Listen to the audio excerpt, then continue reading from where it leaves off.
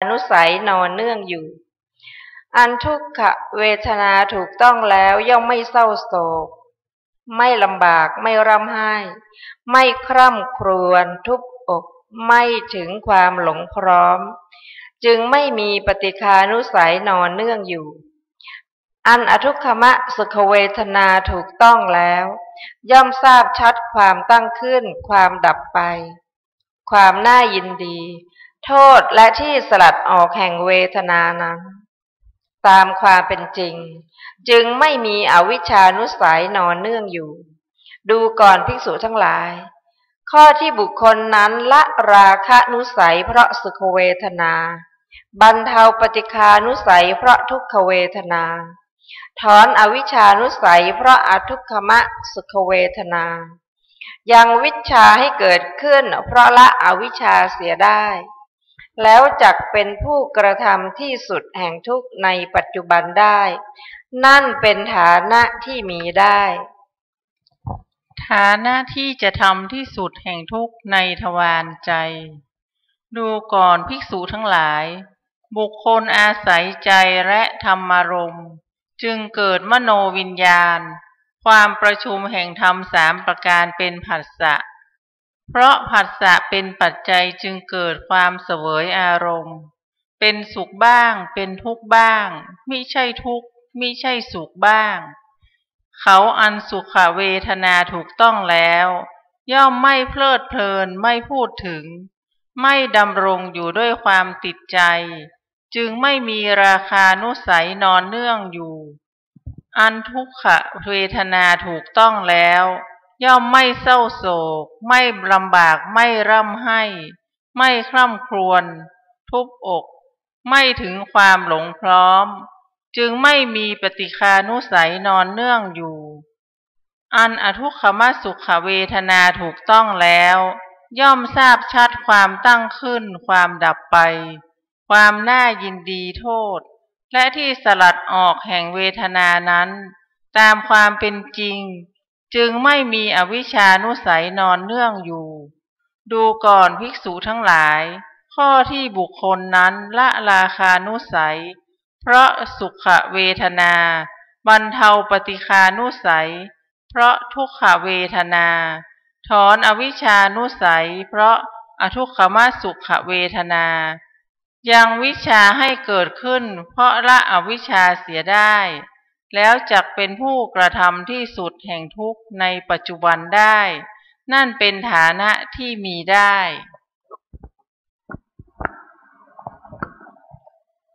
ท่านผู้ฟังที่เคารพครับ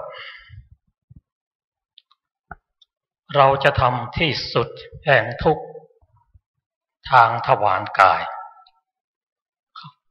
เราก็ผ่านมาหลายทวารแล้วตั้งแต่ทวารตาทวารหูทวารลิ้นอันนี้ก็มาถึงการทำที่สุดแห่งทุกข์ในทวารกายก็ขอเชิญอาจารย์ประเสริฐครับ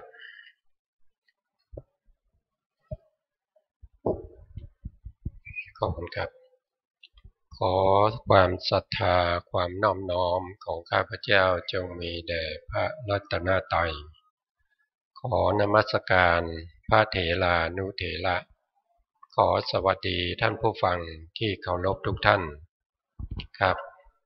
วันนี้ก็ยังมาพูดถึงในเรื่องของฉัชกสูตรนะครับก็อยู่ในส่วนที่เป็นฐานะที่จะทำที่สุดแห่งทุกข์ในทวารกายนะครับ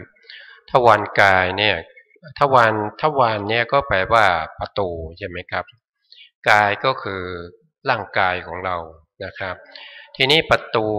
ตูทางกายเนี่ยก็คืออะไรก็คือกายประสาทนะกายประสา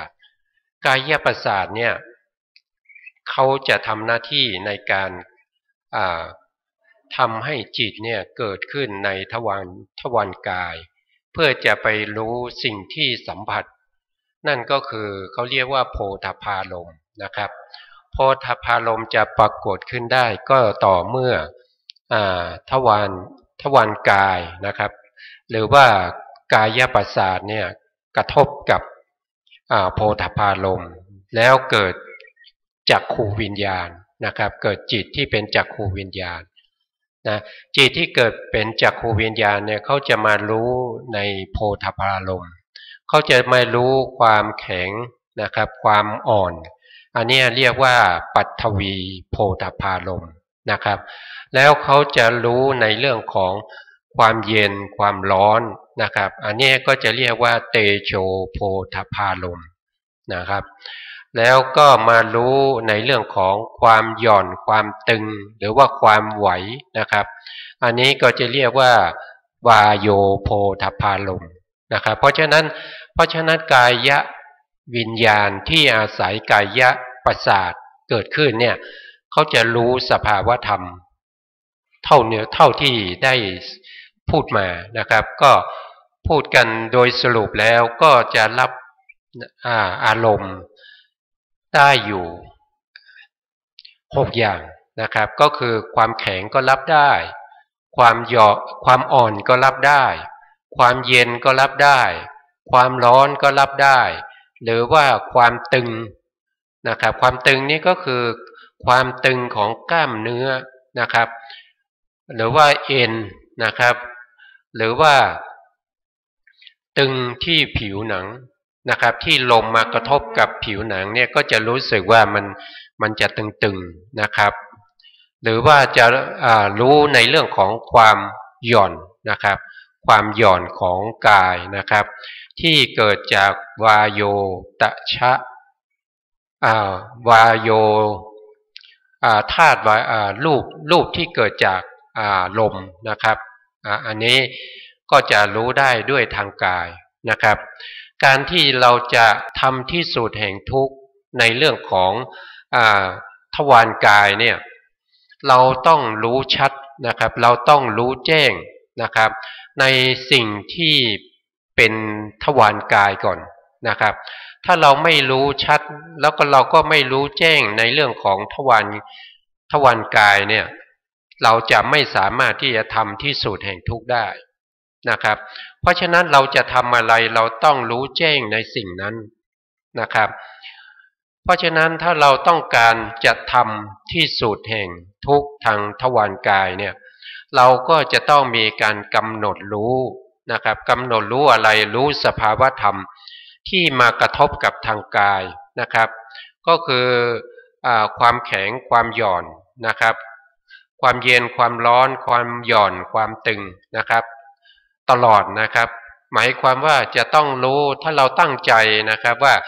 วันนี้เราจะเจริญวิปัสสนาเพื่อกำหนดรู้ในเรื่องของธาตุดินธาตุไฟแล้วก็ธาตุลมเนี่ยเราตั้งจิตนะครับเราตั้งจิตเพื่อจะกำหนดรู้ในสภาวะนี้นะครับให้มีสตินะให้มีสติให้มีสัมปชัญญะนะครับในการกำหนดรู้ในการที่เราตั้งครั้งแรกเนี่ยเขาก็จะเรียกว่าเป็นสัสก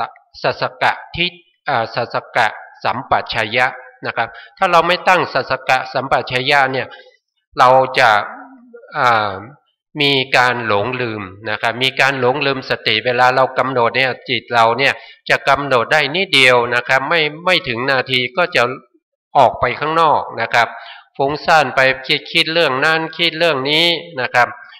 คิดได้ไปพอรู้อีกทีอ้าวไปตั้งแต่เมื่อไหร่นะครับเสียเวลาไปครึ่งชั่วโมงนะครับกว่าจะรู้ว่าจิตไม่ได้อยู่กับประสาทกายเลยออกไปตั้งนานออกไปเมื่อไหร่ก็ไม่รู้นะครับเสียเวลานะครับเสียเวลาที่จะกำหนดรู้ถึงสภาวะความจริงทางกายนะครับเสียเวลาไปไม่รู้ว่าเท่าไหร่นะครับกว่าจะระลึกได้ว่าอันนี้เราฟุ้งไปแล้วนะอันนี้เราเกิดความฟุ้งไปในอารมณ์ที่ชอบใจบ้างไม่ชอบใจบ้างนะครับถ้าเราไม่ตั้ง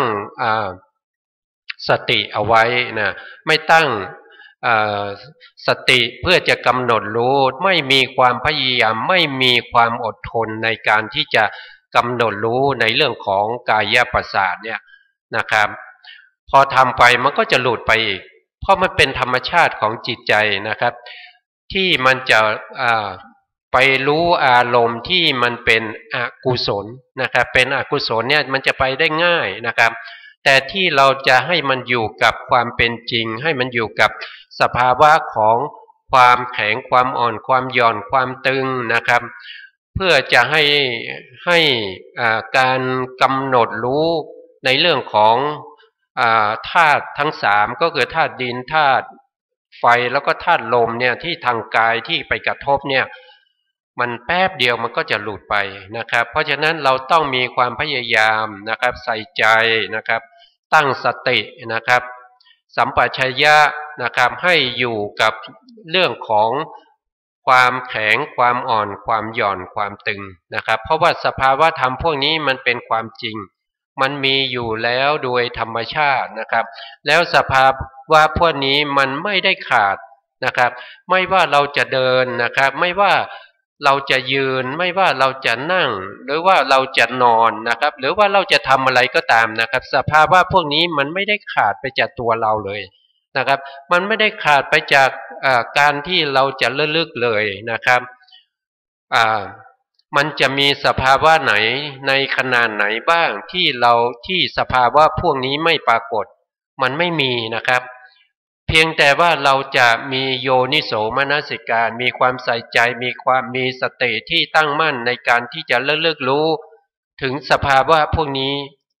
ที่มันขาดหายไปนะครับที่เราจะต้องมีความพยายามในการที่จะทำให้มันจดจ่ออยู่กับอารมณ์พวกนี้นะครับในการที่เราจะทำที่สุดแห่งทุกข์เนี่ยเราไม่ได้คือหมายความว่าเวลาเราเจริญวิปัสสนาเนี่ยเราไม่ได้ใช้ในเรื่องของสมาธิที่เป็นอุปจารสมาธิหรือว่าที่เป็นอัปปนาสมาธินะแต่ที่เรากำหนดรู้ถึงความหย่อนความตึงความเย็นความร้อนและความแข็งความอ่อนพวกนี้เรากำหนดไปตามสภาวะที่เขาเป็นที่เขาปรากฏชัดนะครับไม่ว่าเขาจะปรากฏชัดในเวลาเดินเนี่ยเขาจะปรากฏชัดทางเท้านะครับทางเท้าของเราที่ก้าวย่างไปหรือว่าเท้าที่ไปกระทบกับพื้นนะครับว่าพื้นนี่มันแข็งนะครับพื้นนี่มันอ่อนพื้นนี่มันเย็นนะครับหรือว่าพื้นนี่มันร้อนแล้วก็กำหนดรู้ไปถึงว่าเวลาเรายกเนี่ยเราจะรู้สึกว่าเส้นเอ็นทั้งหลายของเราเนี่ยมันจะหย่อนนะครับแต่ถ้าเราเหยียบลงไปถ้าเรากดลงไปเนี่ยเราจะรู้ถึงความตึงของเส้นเอ็นทั้งหลายนะครับพวกนี้นะครับพวกนี้มันเป็นลักษณะสภาวะของความจริงที่สามารถรู้ได้ทางทวารกายนะครับแต่ถ้าเราไม่รู้ในเรื่องของพวกนี้มันก็ไม่ใช่วิปัสสนานะครับถ้าเราจิตเราฟุ้งซ่านไปเนี่ยจิตเราฟุ้งซ่านไปคิดนู่นคิดนี่นะครับหรือว่าจิตเราเมื่อคิดไปแล้วไปพบกับอารมณ์ที่ไม่ชอบใจบ้างนะครับก็จะทำให้เราเนี่ยเกิดความโกรธขึ้นมานะเกิดความไม่พอใจขึ้นมาพอความไม่พอใจเกิดขึ้นเนี่ยการที่เราจะเจริญวิปัสสนาเนี่ยมันหมดเลยนะครับเพราะว่ามันไอตัวปฏิฆะเนี่ยมันเป็นปฏิปักษ์ต่อเรื่องของสมาธิคณิกะสมาธิแล้วก็อุปจารสมาธิหรืออัปปนาสมาธินะครับเพราะว่าสมาธิเนี่ยต้องอาศัยอะไรต้องอาศัยปีตินะครับต้องอาศัยสุขนะครับถ้าเราไปฟุ้งซ่านไปนะตอนแรกก็ฟุ้งซ่านไปด้วยโมหะนะครับก็ไม่ค่อยรู้เพราะว่าอารมณ์ปรากฏไม่ค่อยชัดเจนฟุ้งไปเจอกับอารมณ์ที่ไม่ชอบใจตอนนี้รู้แล้วว่าเรานี่ฟุ้งไปแล้วแต่เมื่อไปพบกับอารมณ์ที่ไม่ชอบใจเนี่ยก็เกิดความรู้สึกว่าเราไม่ชอบใจไปด้วยนะครับการปฏิบัติวิปัสสนาเพื่อให้ทุกข์นั้นน่ะสิ้นสุดนะมันก็เป็นไปไม่ได้แล้วนะครับดีไม่ดีนะครับกำลังนั่งอยู่ดีๆนะครับก็จะลุกขึ้นแล้วก็เดินหนีไปนะครับเพราะอะไรก็เพราะว่าอุทธัจจะแล้วก็กุกุจจะนะครับกุกุจจะนี่มันตามมานะครับมันตามมาจากอะไรตามมาจากอุทธัจจะก็คือความฟุ้งซ่านกุกุจจะนี่คือความรำคาญไม่ชอบไม่ปรารถนาเนี่ยพอมันเกิดขึ้นมันจะทำลายซึ่งไม่ว่าจะเป็นสมาธิไม่ว่าจะเป็นวิปัสสนาเนี่ยมันทำลายหมด นะครับเพราะฉะนั้นเราจะลุกทันทีนะครับลุกทันทีไม่มีวิริยะที่จะนั่งต่อไม่มีความอดทนนะครับไม่คิดถึงตัวเองนะครับไม่คิดถึงตัวเองว่าตัวเองกำลังเจริญวิปัสสนาอยู่หรือว่าไม่คิดว่าการที่เราจะละวิปัสสนาละสมาธิที่เรากำลังทำอยู่เนี่ยมันเป็นสิ่งที่ไม่ดีนะครับแล้วก็จะไปทำอะไรต่อนะครับสิ่งที่เราไปทำต่อนะมันไม่ใช่เป็นกุศลมันเป็นอกุศลนะครับมันเป็นเรื่องที่ไม่พอใจมันเป็นเรื่องที่ไม่ชอบใจนะครับเพราะฉะนั้นเราต้องมีการตั้งสติไว้ก่อนที่เราจะคิดว่าเราจะเจริญในเรื่องของวิปัสสนาทางกายนะครับทางกายเพื่อให้เกิดความรู้ความเข้าใจในความเป็นจริงของกายประสาทที่กระทบกับโพธพารมณ์นะครับถ้าสมมติว่าเราสามารถที่จะเจริญในเรื่องของกายที่ไปกระทบกับโพธพารมณ์เนี่ยได้ต่อเนื่องกันนะครับได้ต่อเนื่องกันไปอยู่เรื่อยๆนะครับเป็นเวลาที่อาจจะเป็นครึ่งชั่วโมงนะครับหรือว่าอาจจะเป็นชั่วโมงนะครับหรือว่าอาจจะต่อไปเป็นชั่วโมงครึ่ง2 ชั่วโมงนะรู้ในเรื่องของความแข็งความที่มันสลับกันไปในไม่ว่าในการเดินจงกรมไม่ว่าในการนั่งนะครับไม่ว่าในการยืนในการที่กลับตัวในการที่นั่งนะครับหรือว่านั่งกำหนดรู้สิ่งพวกนี้อยู่นะครับถ้าเราสามารถทำได้อย่างนี้นะคณิกะสมาธิที่เราเจริญมาในเรื่องของกายะนะครับกายประสาทที่กระทบกับโพธพารมณ์เนี่ยมันก็จะทำให้สมาธิที่เป็นคณิกะสมาธิที่เราเก็บสะสมไว้เนี่ยมันก็จะมากขึ้นเรื่อยๆมันจะมีกำลังเทียบเท่ากับอุปจารสมาธินะครับเพราะว่ามันต่อเนื่องกันนะครับต่อเนื่องกันไม่มีขาดตอนนะครับต่อเนื่องกันเหมือนกับเส้นได้นะครับที่มันต่อสืบไปเรื่อยๆนะครับรู้แข็งแล้วก็มารู้อ่อนรู้หย่อนรู้ตึงรู้ร้อนรู้เย็นนะครับไปเรื่อยๆทางกายเนี่ยครับไปเรื่อยๆเปลี่ยนไปสลับไปสลับมาจนในที่สุดเนี่ยสมาธิเราเนี่ยเข้าถึงกำลังที่เป็นอุปจารสมาธิรูปนามก็จะปรากฏขึ้นมาให้เราได้เห็นว่าเราก็จะเห็นแต่เราจะเห็นแต่รูปนะครับรูปที่เป็นความแข็งความหย่อนความตึงความอะไรพวกนี้นะครับที่มันหมุนเวียนเปลี่ยนไปเนี่ยก็จะมีตัวรู้ตัวหนึ่งนะครับที่ตามรู้ความแข็งตามรู้ความหย่อนตามรู้ความร้อนความเย็นนะครับความหย่อนความตึงเนี่ยมันจะมีจิตตัวหนึ่งที่เป็นตัวรู้เนี่ยตามดูตามเห็นไปในขณะนั้นเราจะไม่สามารถที่จะกำหนดได้ว่าสิ่งพวกนี้เนี่ยมันเป็นเห็นเป็นเท้ากำลังก้าวเดินนี่ขาคนฉันกำลังย่างซ้ายย่างเดินย่างซ้ายขวานะครับมันจะไม่มีความรู้สึกอย่างนั้นมันจะรู้สึกแต่สภาวะของความเป็นจริงที่มันเป็นไปพร้อมกับตัวรู้ที่ตามรู้ไปนะครับมันไม่สามารถที่จะกำหนดว่านี่คือเท้าของเรานี่คือเรากำลังกำหนดเรากำลังพูดถึงเรากำลังนึกถึงอยู่สิ่งพวกนี้มันจะหายไปนะครับก็จะเห็นแต่สภาวะของความเป็นรูปกับเป็นนามที่เขาก้าวไปแล้วก็มีนามที่รู้ตามไปเป็นคู่ๆนะครับอย่างนี้เราเข้าไปจนถึงนามรูปปริเฉทญาณนะครับลักษณะนี้จะเห็นนามรูปปริเฉทญาณก็เห็นว่าสิ่งที่เรากำหนดมาแต่แรกนะสิ่งใดคือรูปสิ่งใดคือนามนะครับสามารถแยกรูปแยกนามได้นะครับเห็นนามรูปเนี่ยแยกขาดออกจากกันไม่เกาะกันเป็นกลุ่มเป็นก้อนนะครับแยกออกจากกันได้เห็นได้โดยชัดเจนนะครับนั่นแสดงว่าเราสามารถเข้าถึงนามรูปปริเฉทญาณได้นะครับอันนี้ก็เป็นเบื้องต้นแห่งอะไรก็คือแห่งความสิ้นทุกข์นะครับความสิ้นทุกข์นะครับแล้วเราเจริญทางกาย นุปัสสนาเพราะฉะนั้นก็เป็นความสิ้นทุกข์ทางกายนะครับแล้วเรากำหนดรู้ถึง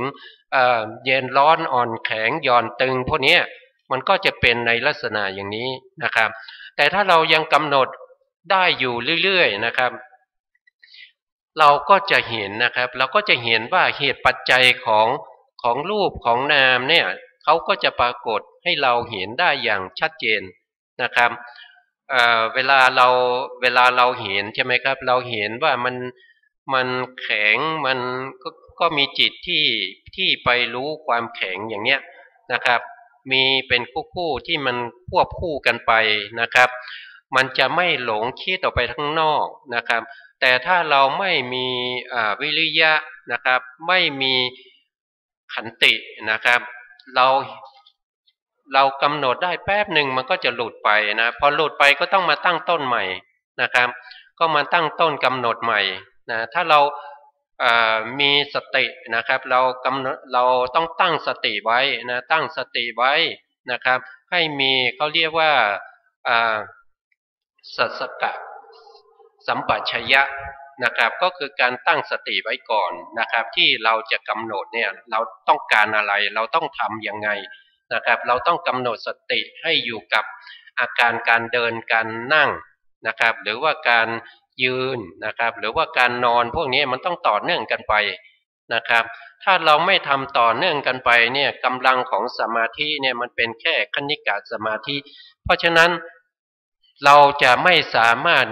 เห็นนามรูปที่เขากำลังปรากฏให้เราเห็นเพราะกำลังสมาธิเราไม่เพียงพอที่จะเห็นนามและรูปที่ปรากฏอยู่ตลอดเวลานะครับอย่างทุกวันนี้ถึงแม้ว่าเราจะไม่ได้เจริญวิปัสสนาหรือสมาธิก็ตามรูปนามเข้าปรากฏอยู่แล้วนะเขาปรากฏให้เราอยู่แล้วแต่เราไม่มีปัญญา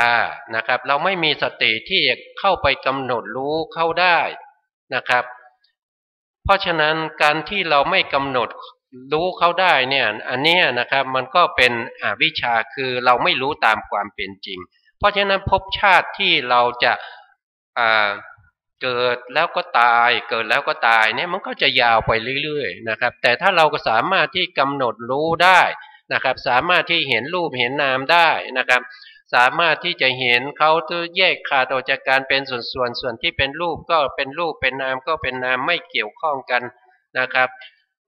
ถ้าเห็นอย่างนี้ได้นะครับเห็นปัจจัยของรูปและนามได้ว่าสิ่งนี้เป็นปัจจัยให้เกิดนามนี้สิ่งนี้เป็นปัจจัยให้เกิดรูปนี้นะครับเราเห็นนามเห็นปัจจัยของนามรูปได้เห็นความเกิดขึ้นตั้งอยู่ดับไปของรูปของนามได้นะครับก็เข้าถึงญาณที่3นะครับก็เรียกว่าสัมมัสสนญาณนะครับสัมมัสสนญาณนี้จะเห็นปรากฏชัดเจนก็คือเห็นรูปที่เกิดขึ้นนะครับแล้วก็ตั้งอยู่แล้วก็ดับไปนะครับเห็นนามที่เกิดขึ้นนะครับแล้วก็ตั้งอยู่แล้วก็ดับไปนะครับพอเราทำอย่างนี้ไปเรื่อยๆสมาธิเราก็เพียงพอแก่กล้าขึ้นเรื่อยๆนะครับคณิกะสมาธิเรามีกำลังมากขึ้นนะครับเราจะไปพบกับวิปัสสนูปกิเลสนะครับก็จะมาขัดขวางการปฏิบัติของเราในขณะนั้นนะเมื่อเราสามารถที่จะข้ามพ้นจากการกำหนดรู้นะครับแล้วก็ข้ามพ้นจากวิปัสสนูปกิเลสไปได้เนี่ยเข้าถึงเรื่องของภาวะอุทยพยญาณได้นะครับแล้วก็สามารถเห็นความดับไปความสิ้นไปความหมดไปความพังไปความสลายไปของรูปและนามเห็นแต่ว่ามันมีแต่ดับไปสิ้นไปมันไม่มีอะไรนะครับนอกจากความดับไปสิ้นไปนะครับนั้นลักษณะอย่างนั้นเนี่ยแสดงว่าเราเข้าถึงญาณที่4นะครับญาณที่4ใช่ไหมครับ1คือนามรูปปริเฉทญาณเราก็ผ่านมาแล้วนะครับญาณที่2เขาเรียกว่าปัจจยปริฆหญาณก็คือเรื่องเห็นปัจจัยของรูปของนามเราก็ผ่านมาแล้วเห็นพระไตรลักษณ์ในการเกิดขึ้นตั้งอยู่ดับไปเราก็ผ่านมาแล้วนะครับญาณที่4ก็มีวิปัสสนูปกิเลสเกิดขึ้นนะครับก็คืออุทยพยญาณนะครับเข้าถึงญาณที่5นะครับก็คือพังคญาณนะครับเมื่อเราเข้าถึงพังคญาณเนี่ยถึงจะเรียกว่าเป็นวิป ปัสสนาญาณขั้นต้นนะครับขั้นต้นนะครับเป็นวิปัสสนาญาณจริงๆนะครับพอเราเข้าถึงพังคญาณเนี่ยก็จะทำให้เราเนี่ยสามารถที่จะละอนุสัยได้นะครับอนุสัยที่เราเรียกว่าเป็นอารัมมณานุสัยนะครับในส่วนที่เป็นอารัมมณานุสัยเนี่ยก็จะถูกวิปัสสนาเนี่ยประหารไปเรื่อยๆนะครับแต่ว่าเรายังไม่สามารถละอนุสัยที่เขาเรียกว่านะครับเรียกว่าสันตานานุสัยนะครับสันตานานุสัยเนี่ยจะละได้ต่อเมื่อเราเข้าถึงมรรคญาณได้นะครับเพราะฉะนั้นถ้าเราปฏิบัติต่อเนื่องกันไปเรื่อยๆอย่างนี้เนี่ยเราสามารถที่จะเข้าถึงมรรคญาณได้นะครับพอเราเข้าถึงมรรคญาณได้ในทุกทั้งหลายนะครับมันก็จะสิ้นไปโดยอะไรโดยสมุเฉทนะครับแต่ถ้าเราเข้าแค่นามรูปไปเลยเฉทญาณนะครับพวกนี้มันจะเป็นแค่การประหารที่เรียกว่าเป็นการประหารชั่วขณะนะครับหรือเรียกว่าเป็นเขาเรียกว่าการประหารชั่วขณะก็คือคณิกะแต่ผมจำชื่อไม่ได้ต้องขออภัยนะครับเดี๋ยวจะหามาให้นะครับเดี๋ยวจะหามาให้ว่าการประหารเนี่ยมันมีอยู่5อย่างนะครับก็มีตัดทางฆ่าประหารนะครับขอบคุณครับท่านผู้การนะครับตัดทางฆ่าประหารนะครับคือประหารชั่วขณะหนึ่งนะครับแล้วก็จะมีวิคัมภนาประหารอันนี้ก็คือกำลังของสมาธินะครับแล้วก็จะมีสมุเฉทประหารนะครับแล้วก็มีนิสรณะประหารนะครับพวกนี้นะครับมันจะเป็นเรื่องของวิปัสสนาในการที่จะประหารในเรื่องของเหตุให้เกิดทุกข์นะครับเพื่อที่เราจะหมดสิ้นในเรื่องของความทุกข์ที่เกิดทางกายนะครับคือเราไม่ได้ทบทวนบ่อยๆก็จะลืมนะครับก็จะลืมมันก็เป็นธรรมดาของสังขารนะครับของสัญญานะครับมันไม่เที่ยงนะครับมันก็จะเป็นไปอย่างนี้มีวิตกวิจารณ์ที่ไม่สามารถที่จะตึกในสิ่งที่เราเก็บสะสมไว้ในส่วนลึกนะครับในส่วนลึกของจิตของใจนะครับไม่สามารถที่จะนำออกมาใช้งานได้ในขณะที่เราต้องการนะครับก็คือกำลังของสตินะครับกำลังของวิตกวิจารณ์เนี่ยไม่เพียงพอนะครับเพราะฉะนั้นก็จะต้องมีการศึกษาบ่อยๆนะครับให้ได้เห็นบ่อยๆมันก็จะมีการที่จะตึกขึ้นมาได้นะครับด้วยตัวสติก็เป็นไปในเรื่องของกุศลนะถ้าเป็นไปในเรื่องของวิตกวิจารเนี่ยมันก็จะเป็นไปทั้งที่เป็นกุศลก็ได้เป็นอกุศลก็ได้นะครับอันนี้ก็คงจะใช้เวลามามากนะครับขอคืนไมค์ให้ไปท่านผู้การครับผมท่านผู้ฟังที่เคารพครับฐานะที่จะทำที่สุดแห่งทุกทางทวารกายท่านผู้ฟังก็ได้รับฟังไปแล้วก็นำส่วนที่พอจะปฏิบัติได้ไปปฏิบัติในชีวิตประจำวันครับก็มาถึงฐานะที่จะทำที่สุดแห่งทุกทางทวารใจทางทวารใจนี้เป็นทวารที่กว้างขวางมากพอรับจากอารมณ์จากทางทวารทั้ง4ทั้ง5มาแล้วแม้ทางทวารใจก็รับได้ทั้งในอดีตปัจจุบันและอนาคตทั้งเป็นบัญญัติทั้งเป็นปรมัตถ์รับได้ตลอดเวลา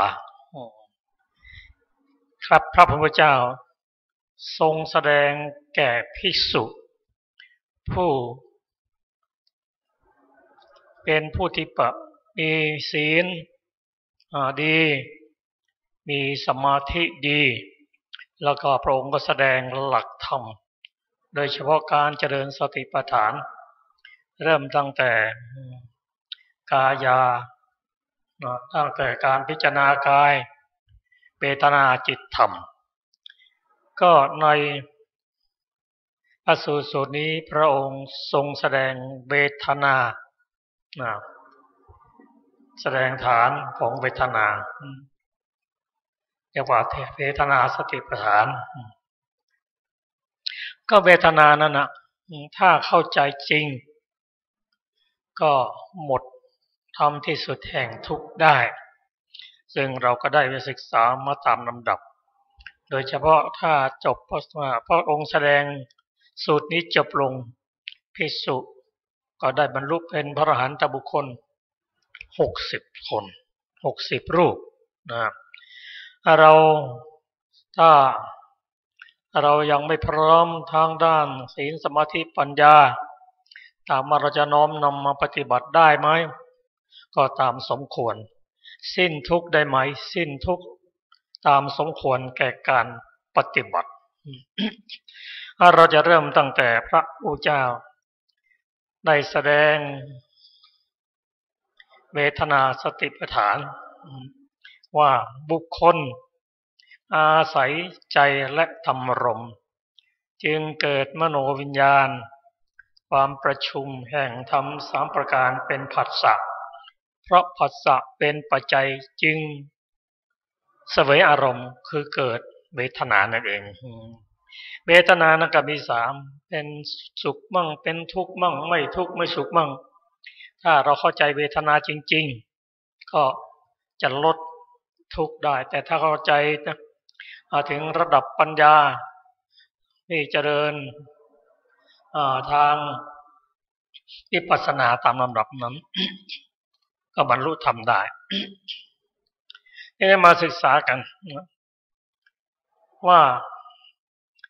เวทนานั้นเกิดขึ้นเพราะอาศัยปัจจัยคือผัสสะถ้าไม่มีผัสสะแล้วก็เวทนาก็เกิดขึ้นไม่ได้เราจะเห็นว่าเวทนานั้นไม่ได้เกิดขึ้นลอย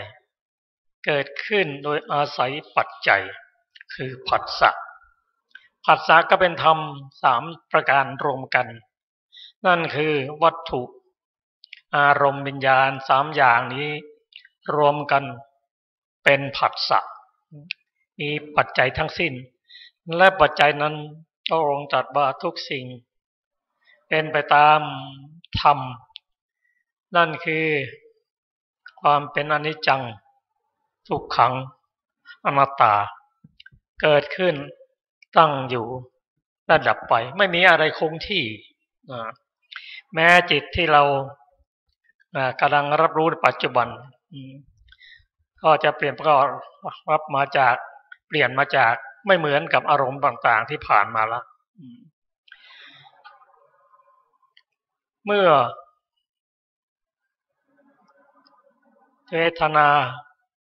อันเกิดปัจจัยจากปัจจัยคือผัสสะเวทนานั้นเกิดขึ้นเพื่อเสวยอารมณ์เป็นสุขมั่งเป็นทุกข์มั่งไม่ทุกข์ไม่สุขมั่งแม้แต่อารมณ์ที่เป็นทุกข์หรือเป็นสุขหรือไม่ทุกข์ไม่สุขนั้นก็มีปัจจัยการที่เสวยเวทนาเป็นสุขนั้นก็อาศัยปัจจัยคืออะไร1อิทธารมณ์คืออารมณ์ที่ดีน่าปรารถนามีวัตถุดีอารมณ์ดีวิญญาณก็ดีวัตถุอารมณ์วิญญาณ3 อย่างนี้เป็นผัสสะก็เป็นผัสสะที่ดีผัสสะที่ดีก็ทำให้เกิดเวทนาที่ดีนี่แหละเวทนานั้นมีความสำคัญเพราะถ้าไม่พิจารณาไม่มีสติแล้วเราเสวยสุขเวทนาแล้วก็ชอบใจหลงไหลอันนี้เป็นโลภะถ้าเราประสบกับอารมณ์ที่ไม่ดีเรียกว่าอนิจฐารมณ์เราก็ผลักไม่ชอบใจก็คือความไม่พอใจก็คือโทสะนั่นเองเวทนาถ้าไม่พิจารณาแล้วทำให้เกิดโลภะทำให้เกิดโทสะ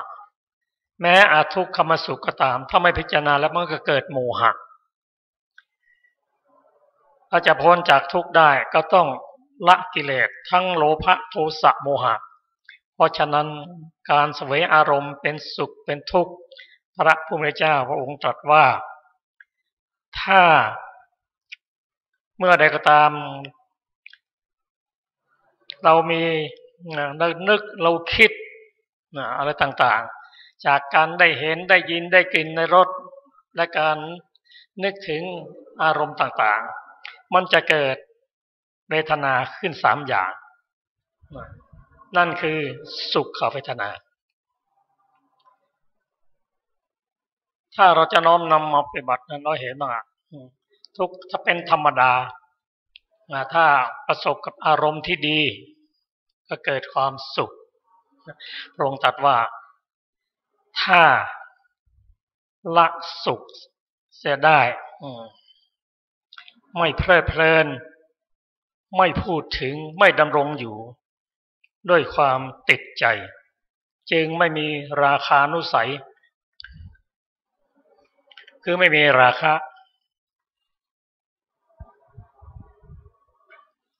คือไม่มีโลภะนั่นเองเนี่ยเราพยายามกำจัดโลภะออกเราจะน้อมนำมาปฏิบัติได้อย่างไรถึงแม้ว่าเราจะตัดความเพลิดเพลินพอใจไม่ได้ทั้งหมดเพราะปัญญาเรายังไม่บ่มไม่ถึงยังไม่แก่กล้าเราก็ลดลงไปนะมีความสุขมากเราก็เห็นว่าสุขนั้นไม่เที่ยงมันเกิดขึ้นตั้งอยู่ระดับไปก็เอาพอประมาณก็แล้วกันไม่ต้องติดใจถึงขนาดลืมไม่ได้เช่นนี้เป็นต้นนะครับนั่นคือถ้าเราไปเพลิดเพลินพูดถึงดำรงอยู่นั่นคือการสะสมโลภะเข้าไปในจิตใจอย่าคิดว่าโลภะราคะแม้แต่เพียงนิดเดียวคงไม่เป็นไรมันสะสมได้อกุศลก็คืออกุศลสั่งสมได้ถ้าเราประมาทไปไม่เป็นไรไม่เป็นไรบ่อยๆนะก็เป็นการสั่งสมเวลาเราเพลิดเพลินสิ่งใดสิ่งหนึ่งแล้วถ้าเราไม่มีสติว่าอารมณ์ที่ดีที่ทำให้เกิดสุขเวทนานั้นเกิดเพราะปัจจัยถ้าปัจจัยมันหมดอารมณ์มันก็เปลี่ยนเป็นอารมณ์ไม่ดีละเราต้องพร้อมที่จะรับอารมณ์ที่ไม่ดีพร้อมที่จะรับทุกขเวทนาเมื่อใดก็ตามถ้ามีสุขเวทนาต้องนึกว่าไม่นานหรอกทุกขเวทนาต้องเข้าใหม่ต้องแบ่งใจไว้อย่าไปติดใจหลงไหลในเวทนาในรูปอารมณ์ที่เป็นอิทธารมณ์ไม่มากจากการปฏิบัติโดยการระลึกถึงคนนั้นคนนี้ที่เราบูชาตอนหลังเขาแปลเปลี่ยนไปจิตของเราก็พลอยเศร้าโศกเสียใจว่าไม่คิดไม่น่าจะเป็นอย่างนั้นอย่างนี้คือยังไงก็ตามเราต้องแบ่งใจไว้มั่งอย่าเป็นหลงไหลติดใจมากจนเกินไปแต่สำหรับภิกษุผู้ฟังพระพุทธเจ้าแสดงนี้ท่านเข้าใจท่านตัดได้พอรู้เหตุรู้ปัจจัยท่านตัดได้ละมาถึงทุกขเวทนาทุกคนมันต้องมีทั้งสุขทั้งทุกข์แน่นอนแต่ถ้าทุกข์เข้ามากระทบในใจแล้วเป็นทุกขเวทนาแล้วเราก็ต้องแบ่งดูว่าทุกข์นั้นก็เกิดจากปัจจัยเหมือนกันเพราะอิทธารมณ์หรือว่าอารมณ์ที่ไม่ดีเข้ามาแล้วความทุกข์ใจก็ย่อมจะเกิดขึ้นเมื่อทุกข์เข้ามาในจิตในใจแล้วเราพิจารณามีสติอย่างนี้ว่าพระพุทธเจ้าตรัสว่าไม่ควรจะไปเศร้าโศกร่ำไห้ทุบอกจนเกินไปบางคนความทุกข์มากระทบใจแล้วไม่เข้าใจคำสอนของพระพุทธเจ้าก็ไปเศร้าโศกรำพันบางครั้งก็ถึงกับทำลายตนเองทำลายผู้อื่นก็มีทั้งนี้เพราะไม่เข้าใจคำสอนของ พระผู้มีพระเจ้าทรงตรัสว่าเมื่อความทุกขเวทนาเกิดขึ้นแล้วก็เป็นผู้ที่มีสติพิจารณาว่าทุกข์ที่เกิดขึ้นนั้นไม่ได้ตั้งอยู่นานหรอกมันก็เปลี่ยนไปเป็นทุกข์เป็นสุขเป็นอาทุกขมสุขหมุนเวียนกันอย่างนี้พึงอดทนได้เป็นผู้ที่มองเห็นว่าเมื่อมีกลางคืนกลางวันก็มีเมื่อมีทุกข์ความสุขก็มีทำไมเราจะรอให้ความสุขเกิดขึ้นไม่ได้พระองค์ตรัสว่าเมื่อทุกขเวทนาถูกต้องแล้วย่อมไม่เศร้าโศกไม่ลำบากร่ำห้อยไม่คำครวญทุ่มอกไม่ถึงความหลงพร้อม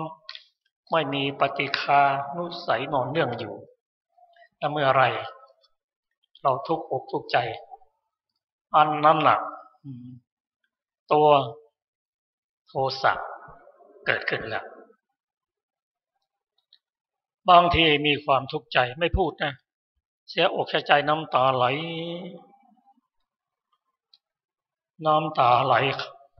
เพราะโทสะนั้นจะอุ่นแต่น้ำตาที่ไหลออกเพราะความปิติจากการทำบุญกุศลนั้นน้ำตาจะเย็นเพราะอะไรเพราะโทสะมันร้อนมันเผาผลาญทำให้เกิดความร้อนในร่างกายบางทีทุกข์มากถึงกับลำบากร่ำไห้บางครั้งบางคราวเรื่องที่มากระทบจิตใจเราอย่างรุนแรงนั้นทำให้เราทุกข์ใจเสียใจเรื่องมันเกิดมาตั้งหลายปีแล้วแต่เพราะความไม่เข้าใจในพระธรรมคำสอนความทุกข์ใจนั้นยังดำรงอยู่นั่นคือการสะสมโทสะไปทีละนิดละนิดละนิดไม่รู้จักปล่อยจักวางทำอย่างนี้พระองค์ตรัสว่าไม่ใช่ฐานะที่จะทำที่สุดแห่งทุกข์ได้จริงอยู่เราไม่สามารถที่จะตัดความทุกข์ได้ทันทีแต่เราพยายามลดได้ทั้งนี้เพราะอะไรต้องคบกัลยาณมิตรฟังธรรมจากพระพุทธเจ้าบ่อยๆพระพุทธเจ้าพระองค์เสด็จดับขันธ์2,000 กว่าปีไปแล้วแต่ว่าพระธรรมคำสอนของพระองค์ยังเป็นตัวแทนของพระองค์อยู่ก็ให้พิจารณาดูอย่างนี้ว่าทุกสิ่งเกิดขึ้นตั้งอยู่ระดับไปถ้าเราทำอย่างนี้ถามว่าความทุกข์จะลดลงไหมบอกลดลงตามสมควรแก่ความเข้าใจในพระธรรมคำสอนและการปฏิบัติที่ถูกต้องถ้าเราทำได้อย่างนี้ดังที่พระพุทธเจ้าพระองค์ตรัสว่าเมื่อทุกขเวทนาถูกต้องแล้วลดความเศร้าโศกลงไปไม่ลำบากร่ำไห้ถ้าจะตัดทันทีนั้นเป็นการยากสำหรับปุถุชนแม้พระโสดาบันท่านยังตัดความเสียอกเสียใจไม่ได้เช่นนางวิสาขาเป็นต้นสูญเสียหลานสาวไปก็ร่ำไห้ทั้งที่มีปัญญาในระดับหนึ่งแต่พอได้ฟังพระธรรมคำสอนของพระพุทธเจ้านั้นปัญญาที่เธอสั่งสมมาก็ทำให้เห็นความจริงสามารถที่จะลดความทุกข์ลงไปได้สำหรับเวทนาอีกอันหนึ่งก็คืออาทุกขมสุขเวทนาคือเวทนาที่กระทบใจแล้วเราก็เฉยๆไม่ทุกข์ไม่สุขเฉยๆแต่ถ้าเราปล่อยเฉยๆนะก็ทำให้เราสั่งสมโมหะได้เพราะไม่รู้ว่ามันเกิดเพราะอะไรถ้าไม่รู้ก็วันนี้ไม่รู้พรุ่งนี้ก็ไม่รู้นั่นก็ยังเป็นโมหะอยู่ก็ต้องสืบถามว่า สอบถามว่าอทุกขมสุขนั้นเกิดขึ้นได้เพราะอะไรเกิดขึ้นได้เพราะมัชฌัตตารมณ์คืออารมณ์ที่เป็นกลางๆไม่ดีแล้วก็ไม่เลวก็ดูแล้วก็นึกแล้วก็เฉยๆบางทีเราวาดภาพไปนึกไปอย่างนั้นอย่างนี้แต่มันก็ลงท้ายก็เฉยๆนะเมื่อเฉยๆนะก็เราต้องรู้ว่าเกิดเพราะอะไรเพราะฉะนั้นทุกขมสุขคือไม่ทุกขสุขนั้นเกิดขึ้นได้เพราะมัชฌัตตารมณ์อารมณ์ที่เป็นกลางๆทำ3อย่างคือวัตถุคืออัตถยวัตถุและมัชฌัตตารมณ์มัชฌัตตารมณ์รูปกลางภาษาก็เป็นกลางๆเวทนาก็เป็นกลางๆรู้เหตุเกิดรู้ความดับรู้ถึงคุณรู้ถึงโทษแล้วก็สลัดออกด้วยมรรคมีองค์8ตามปัญญาของเราให้เข้าใจอย่างนั้นสรุปว่าในการพิจารณาเวทนาเรียกว่าเวทนาสติปัฏฐานนั้นถ้ารู้จริงเหมือนพระภิกษุที่กำลังฟังพระพุทธเจ้าอยู่นั้นพอรู้จริงแล้วก็พอจบแล้วก็เบื่อในเวทนาไม่ว่าสุขไม่ว่าทุกข์ไม่ว่าเบื่อเพราะอะไรเพราะไม่คงที่ความเป็นอนิจจังไม่พิจารณาแล้วทุกเกิดความทุกข์ทุกขังเราไปแก้ไขอย่างเป็นธรรมชาติไม่มีอำนาจที่ไปต่อรองได้เพราะเป็นอนัตตาพยายามเข้าใจได้อย่างนี้พยายามพัฒนาไปด้วยศีลสมาธิและปัญญาศึกษาธรรมคำสอนในพระไตรปิฎก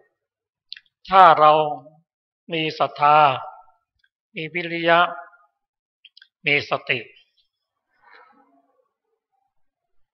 ศึกษาคำสอนของพระพุทธเจ้าในพระไตรปิฎกนั้นแล้วเราก็จะเข้าใจคำสอนทุกสิ่งทุกอย่างพระองค์จะตรัสบอกเราในพระสูตรต่างๆก็ต้องพิจารณาโดยเฉพาะการเจริญสติปัฏฐาน4ถ้าในเรื่องนี้เป็นการเจริญเวทนาสติปัฏฐานพิจารณาเวทนาพิจารณาอยู่อย่างนี้บ่อยๆการพิจารณาการเจริญสติปัฏฐาน4นั้นเริ่มต้นด้วยกายการพิจารณากายนั้นพิจารณากายแล้วเวทนาจิตและธรรมก็จะผุดขึ้นมาเราก็แก้ปัญหานั้นไปแล้วก็กลับมาหากายแต่สำหรับเวทนานุปัสสนานั้นเป็นผู้ที่มีปัญญาอยู่ในระดับสูงกว่าเพราะเข้าใจในกายานุปัสสนาและมุ่งเวทนาอย่างเดียวเมื่อมีปัญญาถึงระดับหนึ่งพิจารณาตัวเวทนาเริ่มตั้งแต่ญาณที่1ถึงญาณที่15หรือ16 14 15 16นั่นก็สามารถที่จะบรรลุธรรมได้เพราะเข้าใจเวทนาว่าธรรมทั้งหลายมีความเกิดขึ้นเป็นธรรมดาย่อมดับไปเป็นธรรมดาก็ขอให้ท่านผู้ฟังได้น้อมนำเรื่องเวทนานั้นไปศึกษาดูเพราะเราทุกวันนั้นมีเวทนา3อย่างนั้นนะแต่เวทนาถ้าทางจิตทางใจได้ก็รวมเป็น5ก็ลองพิจารณาดูแล้วก็เราเจออะไรที่ชอบอกชอบใจก็แบ่งใจไว้บ้าง ไม่ชอบใครมากๆกับแบ่งใจเสียมั่งเพราะอะไรเพราะตัวอย่างเป็นของชั่วคราวเกิดขึ้นตั้งอยู่และดับไปเวลาทุกข์เพราะพลาดพลาดเราก็เห็นว่าอันนั้นเป็นธรรมดาอนิจจังทุกขังอนัตตาเป็นธรรมดาในคำสอนพระองค์เนี่ยจะทำให้เราเมื่อเราน้อมนำมาประพฤติแล้วก็ความทุกข์ของเราก็จะลดลงความสุขของเราก็เกิดขึ้นตามสมควรแก่ความเข้าใจและน้อมไปปฏิบัติท่านผู้ฟังที่เคารพครับตอนนี้อาจารย์ดร.บุญท่านเข้ามาแล้วเราจะพิจารณาถึงนิพพิทานุปัสสนาญาณญาณที่เกิดความเบื่อหน่ายจากเวทนาอันเป็นวัฏฏะทุกข์ก็ขอเชิญอาจารย์สุรภาและอาจารย์กันดาอาจารย์สุรภาได้นำนิพพิทามาศึกษากันอาจารย์กันดาก็ขอเชิญอริมักและผล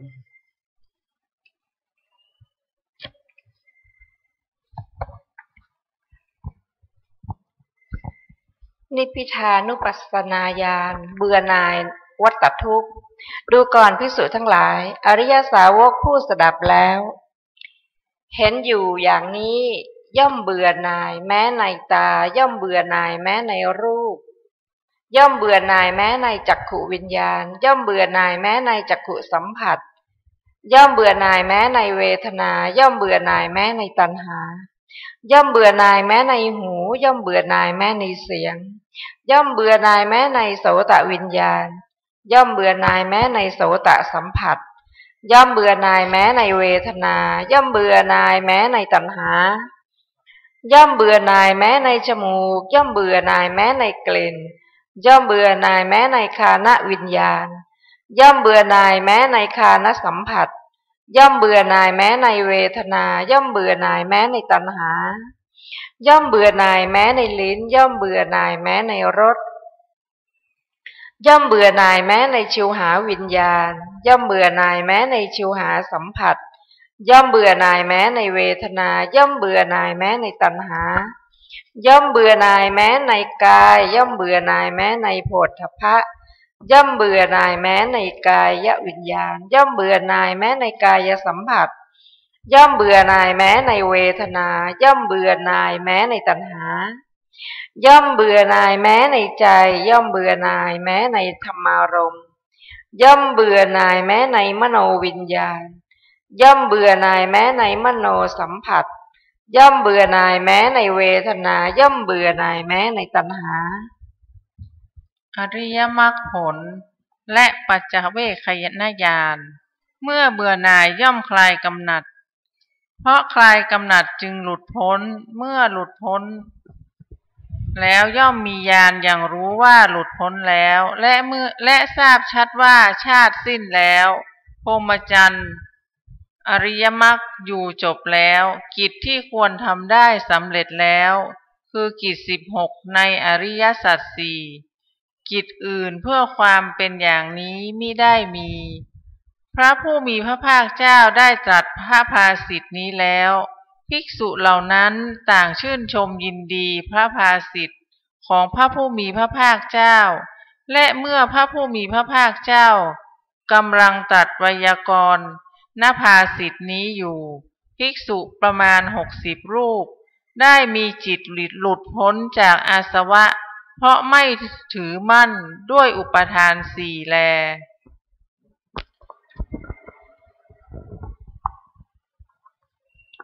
ท่านผู้ฟังที่เคารพครับ มาถึงหัวข้อนิพพิทานุปัสสนาญาณเบื่อในวัฏทุกข์นิพพิทาญาณนั้นเป็นปัญญาในระดับที่8ที่7เริ่มต้นด้วยนามรูปะปริเฉทญาณะนี่เป็นปัญญาระดับ1ระดับ2ก็ปัจจยปริคหญาณอันดับ3ก็สัมมัสสนญาณอันดับ4ก็อุทธัยพยญาณอันดับ5พังคญาณ อันดับหกนิพพิทอันดับหกอาทีนวญาณอันดับเจ็ดนิพพิทายานเป็นปัญญาระดับเจ็ดที่เบื่อจริงๆนะเบื่อด้วยความเข้าใจไม่ใช่เบื่อแล้วก็แบบไม่จริงอดเชื่อมั่งเบื่ออยากอย่างนั้นไม่ใช่นะก็เรียนถามอาจารย์ดร.บุญว่าเราเริ่มเบื่อหน่ายแล้วยังขอเชิญครับเบื่อหน่ายอะไรเบื่อหน่ายในรูปในจักขุท่านผู้ฟังที่เคารพทุกท่านนะครับที่นั่งคอยฟังอยู่ทางบ้าน ผมมาถึงแล้วก็ยังไม่เข้ามาในที่นี่เพราะม่วนในการแอบฟังสิ่งที่ท่านประธานจะให้ผมพูดผมคงต้องขอถอนตัวถอยมันเกรงว่าจะเข้าถึงรายละเอียดไม่เหมือนอาจารย์ประเสริฐแต่มีเรื่องที่จะเสริมเป็นหญ้าปากคอกสำหรับผู้ฟังทางบ้านง่ายๆคือคำว่าแม้กระทั่งคำว่าอารมณ์นี่นะเราก็ยังหาคำตอบไม่ตรงกันอยู่ผมยังไม่เชื่อว่าสิ่งที่เราพูดหรือท่านประธานท่านพูดถึงกับอารมณ์ที่ชาวบ้านใช้กันอยู่ลมบทจอยเนี่ยมันไปกันใหญ่เลย แต่จะยังไงก็ตามคำว่าอารมณ์ที่ว่าเนี่ยมันก็คือสิ่งที่เรียกว่าเวทนาแม้กระทั่งคำว่าเวทนาเรานี่ก็ยังเอาละมันเอาคำว่าเศร้าสลดเวทนาในจิตในใจสังเวชมาแทนคำว่าเวทนาก็มีนี่ไงผมก็เกรงว่ามาเวทนาที่ท่านผู้ฟังเข้าใจเนี่ยกับเวทนาที่เราพูดถึงเนี่ยมันจะอันเดียวกันหรือเปล่าธรรมะอันเดียวกันหรือเปล่าเนี่ยแต่ผมไม่เชื่อว่ามันจะเป็นอันเดียวกันความเข้าใจทั้งสองฝ่ายเนี่ยผมจึง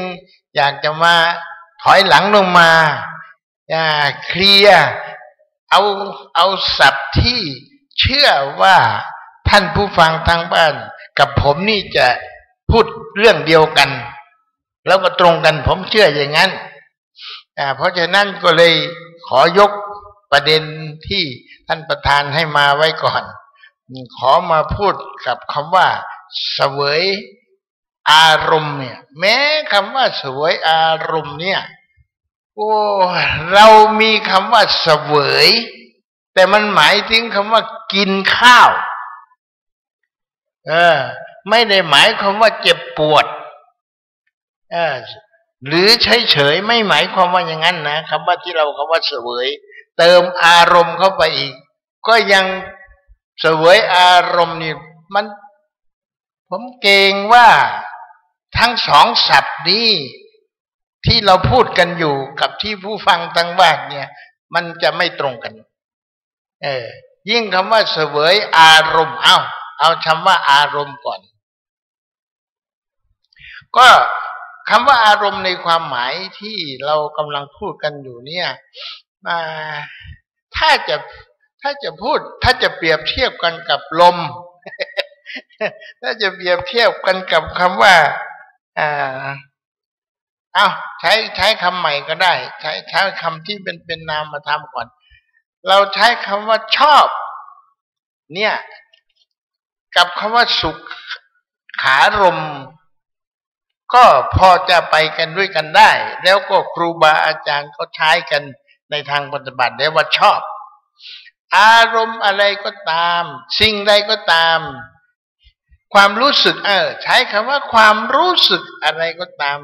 ที่มันชอบอกชอบใจนี่เราเรียกว่ารู้สึกแล้วสิ่งที่ทำให้ชอบอกชอบใจนี่เราเรียกว่าสุขขารมณ์ทีนี้สุขขารมณ์นี่ถ้าจะเปรียบเทียบกับ สิ่งภายนอกก็น่าจะเปรียบเทียบกับน้ำมันเย็นน้ำเย็นนี่ถ้า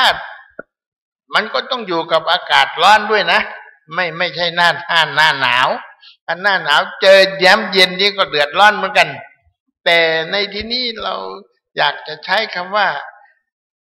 เจอน้ำเย็นในหน้าร้อนแล้วใจมันจะเย็นลง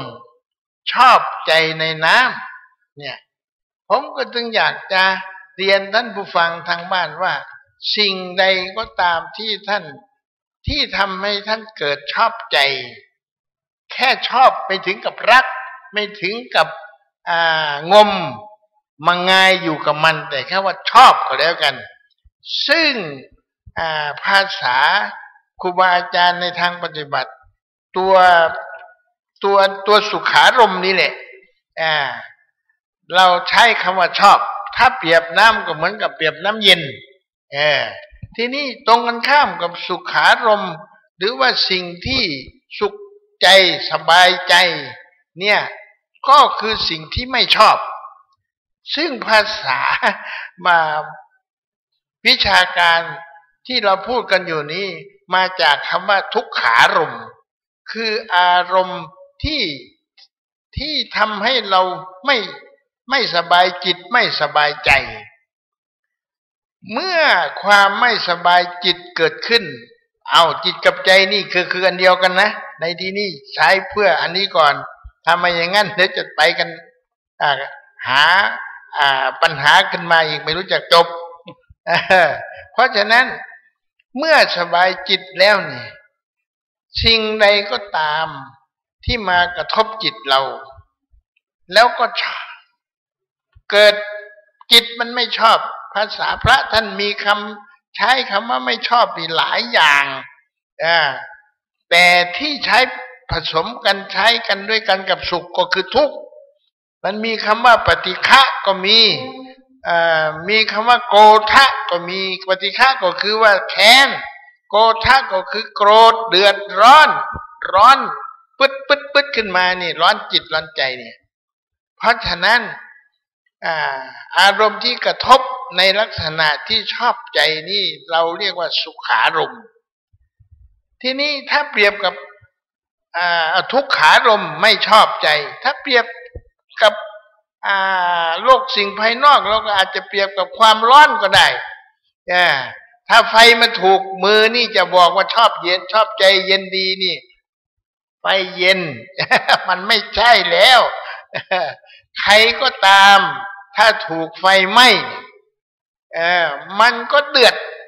ดในที่นี้หมายความว่าใจมันเดือดใจมันร้อนใจมันทุรนทุรายเราจึงเรียกว่าทุกขารมณ์ตรงกันข้ามถ้ามันเฉยชอบก็ไม่ชอบเกลียดก็ไม่เกลียดโกรธก็ไม่โกรธนี่มันก็มีอย่างสมมติว่าลมมันพัดเฉยจะว่าเบาก็ไม่ใช่จะว่าแรงก็ไม่ใช่เราก็ไม่สนใจมันด้วยอันนี้เราก็เฉยนะฐานะของลม3ฐานะเนี่ยอันหนึ่งลมเย็นลมโชย2ลมร้อน3ไม่เย็นไม่ร้อนเนี่ยมาพัดเราเนี่ยเราจะมีความรู้สึกตอบสนองกับสิ่งเหล่านี้ยังไงภาษาพระท่านใช้คำว่าเสวยอารมณ์เนี่ยพอบอกว่าเสวยปุ๊บนี่พวกเราก็คิดถึงคุกข้าวปลาอาหารจะถวาย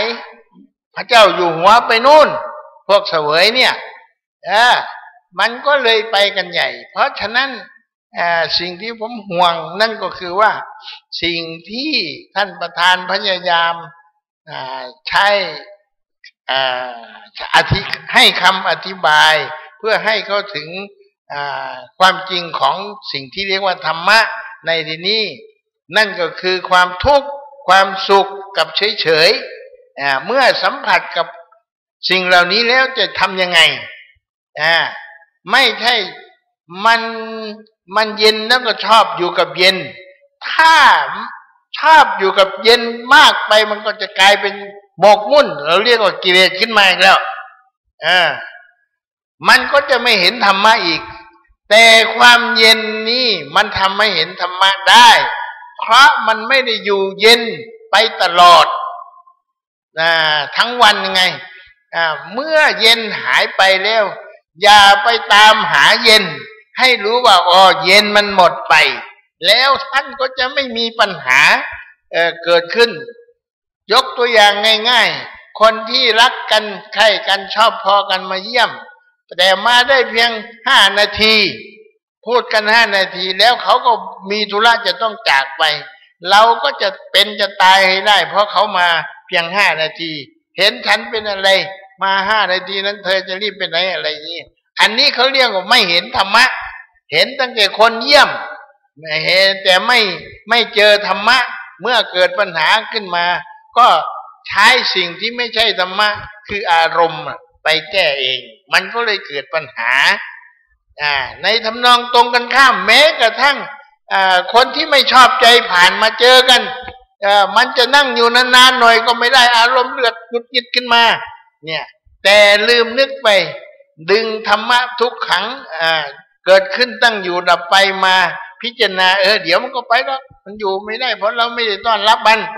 ถ้าทำอย่างนี้เฉยๆหรือทำใจเย็นๆพูดกับมันหน่อยพูดดีๆพูดเพราะๆเดี๋ยวมันก็ไปเพราะเราไม่พูดกับมันอะไรอย่างนี้เป็นต้นสิ่งง่ายๆอย่างนี้ผมอยากจะดึงท่านผู้ฟังเข้ามาเพื่อน้อมนำเอาธรรมะ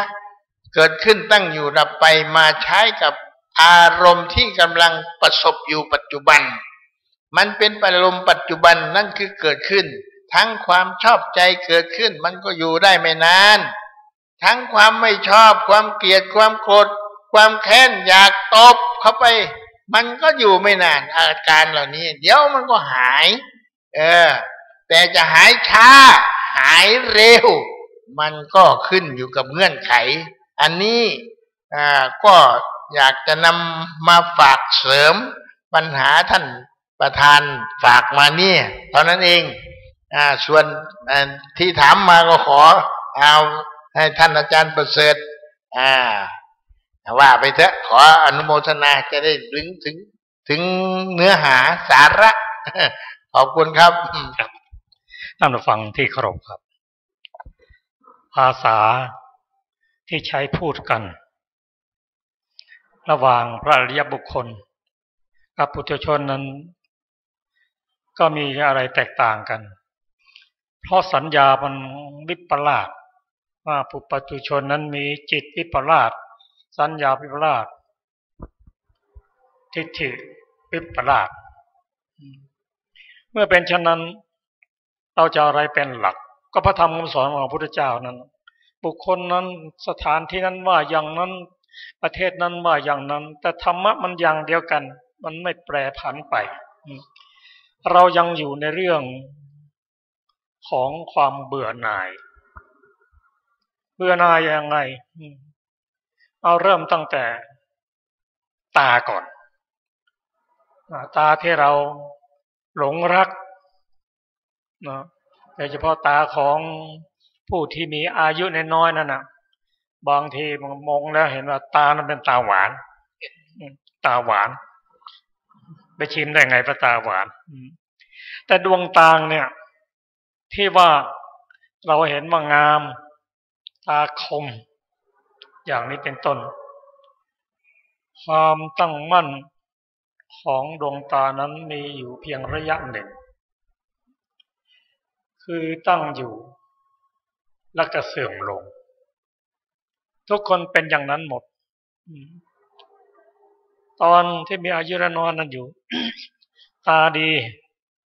เห็นอะไรก็ชัดเจนแม้แต่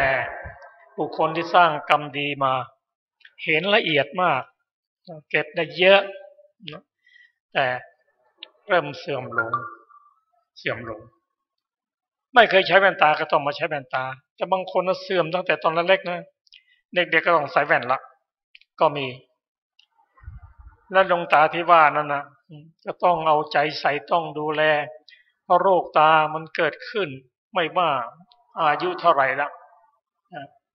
ชราพอตามันเริ่มมีอายุมากขึ้นแล้วก็เสื่อมไปเป็นโรคก็ถามว่านั้นโรคตามีมากหรือเปล่าก็ถ้ามีเวลาก็ไปดูที่โรงพยาบาลดูแผนกจักษุหรือแผนกตามีหมดตั้งแต่เด็กจนถึงผู้ใหญ่มีทั้งผู้หญิงผู้ชายไม่เว้นว่าฐานะไหนนะป่วยกันหมดเพราะโรคตากันที่นี้ตาที่เสื่อมลงสำลงนั้นเราเห็นต้องเอาใจใส่กันนะอันนี้เราเป็นมนุษย์นะเกิดทุกชาติก็ต้องดูแลเขาอย่างนี้ดูแลตาอย่างนี้แต่เมื่ออะไรก็ตามถ้าบาปอกุศลมีแล้วไปเกิดเป็นสัตว์การจะดูแลรักษานั้นถ้าเป็นสัตว์ที่มีบุญก็เอากระนำไปรักษาแต่เป็นสัตว์ที่ไม่มีบุญแล้วก็ตาเจ็บไข้ได้ป่วยก็เป็นไปตามกรรมอย่างนั้นตามนุษย์ตาสัตว์ต่างๆนั่นนะเรานั้นไม่ใช่จะเกิดเป็นมนุษย์ทุกชาติถ้ายังไม่มีศีลหน้าเนี่ยไปเกิดเป็นสัตว์ก็ตาสัตว์เป็นตาเกิดกับสัตว์อีกอย่างเนี้ยต้องดูแลเขาอย่างนี้ถ้าพิจารณาตาแล้วระลึกชาติได้แล้วนะเราเห็นน่าเบื่อแม้ตาอย่างเดียวก็น่าเบื่อแล้วทีนี้ไม่ใช่เบื่อเฉยๆนะเบื่อพิจารณาโดยใช้เอาตาเป็นตัวตั้งตานั่นก็คืออะไรคือรูป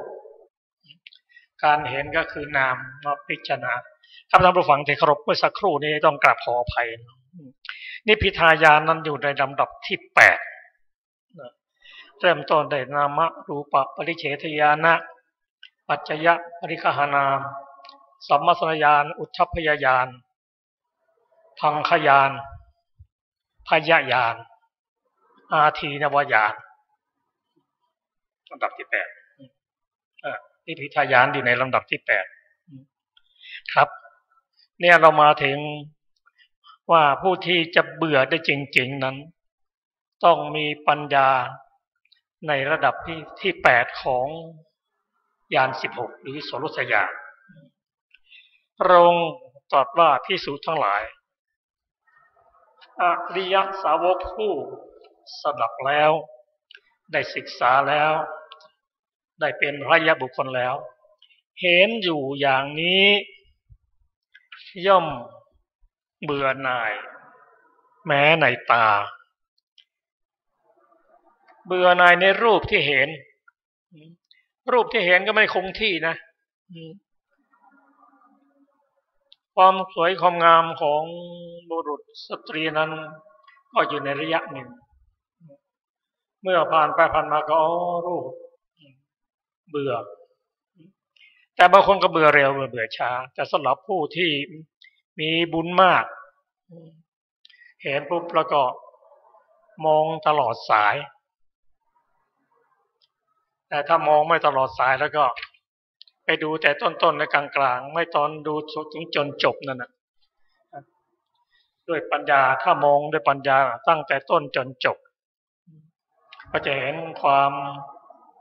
แปรไปเปลี่ยนไปความไม่คงที่ของตาของรูปแม้ในจักขุวิญญาณ6ก็เหมือนกันมันก็อาศัยปัจจัยคือ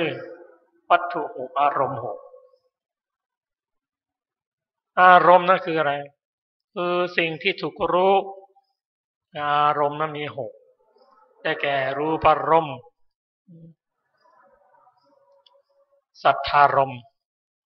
คันธารมณ์รสารมณ์โผฏฐัพพารมณ์และธรรมารมณ์ถ้าบางครั้งเราเข้าใจไม่ลึกซึ้งเช่นว่าวันนี้อารมณ์ไม่ดีแต่ความจริงเขาพูดถูกนะพูดลึกอารมณ์ไม่ดีคือเราเห็นรูปไม่ดีคือรูปารมณ์ไม่ดีเมื่อไม่ดีแล้ว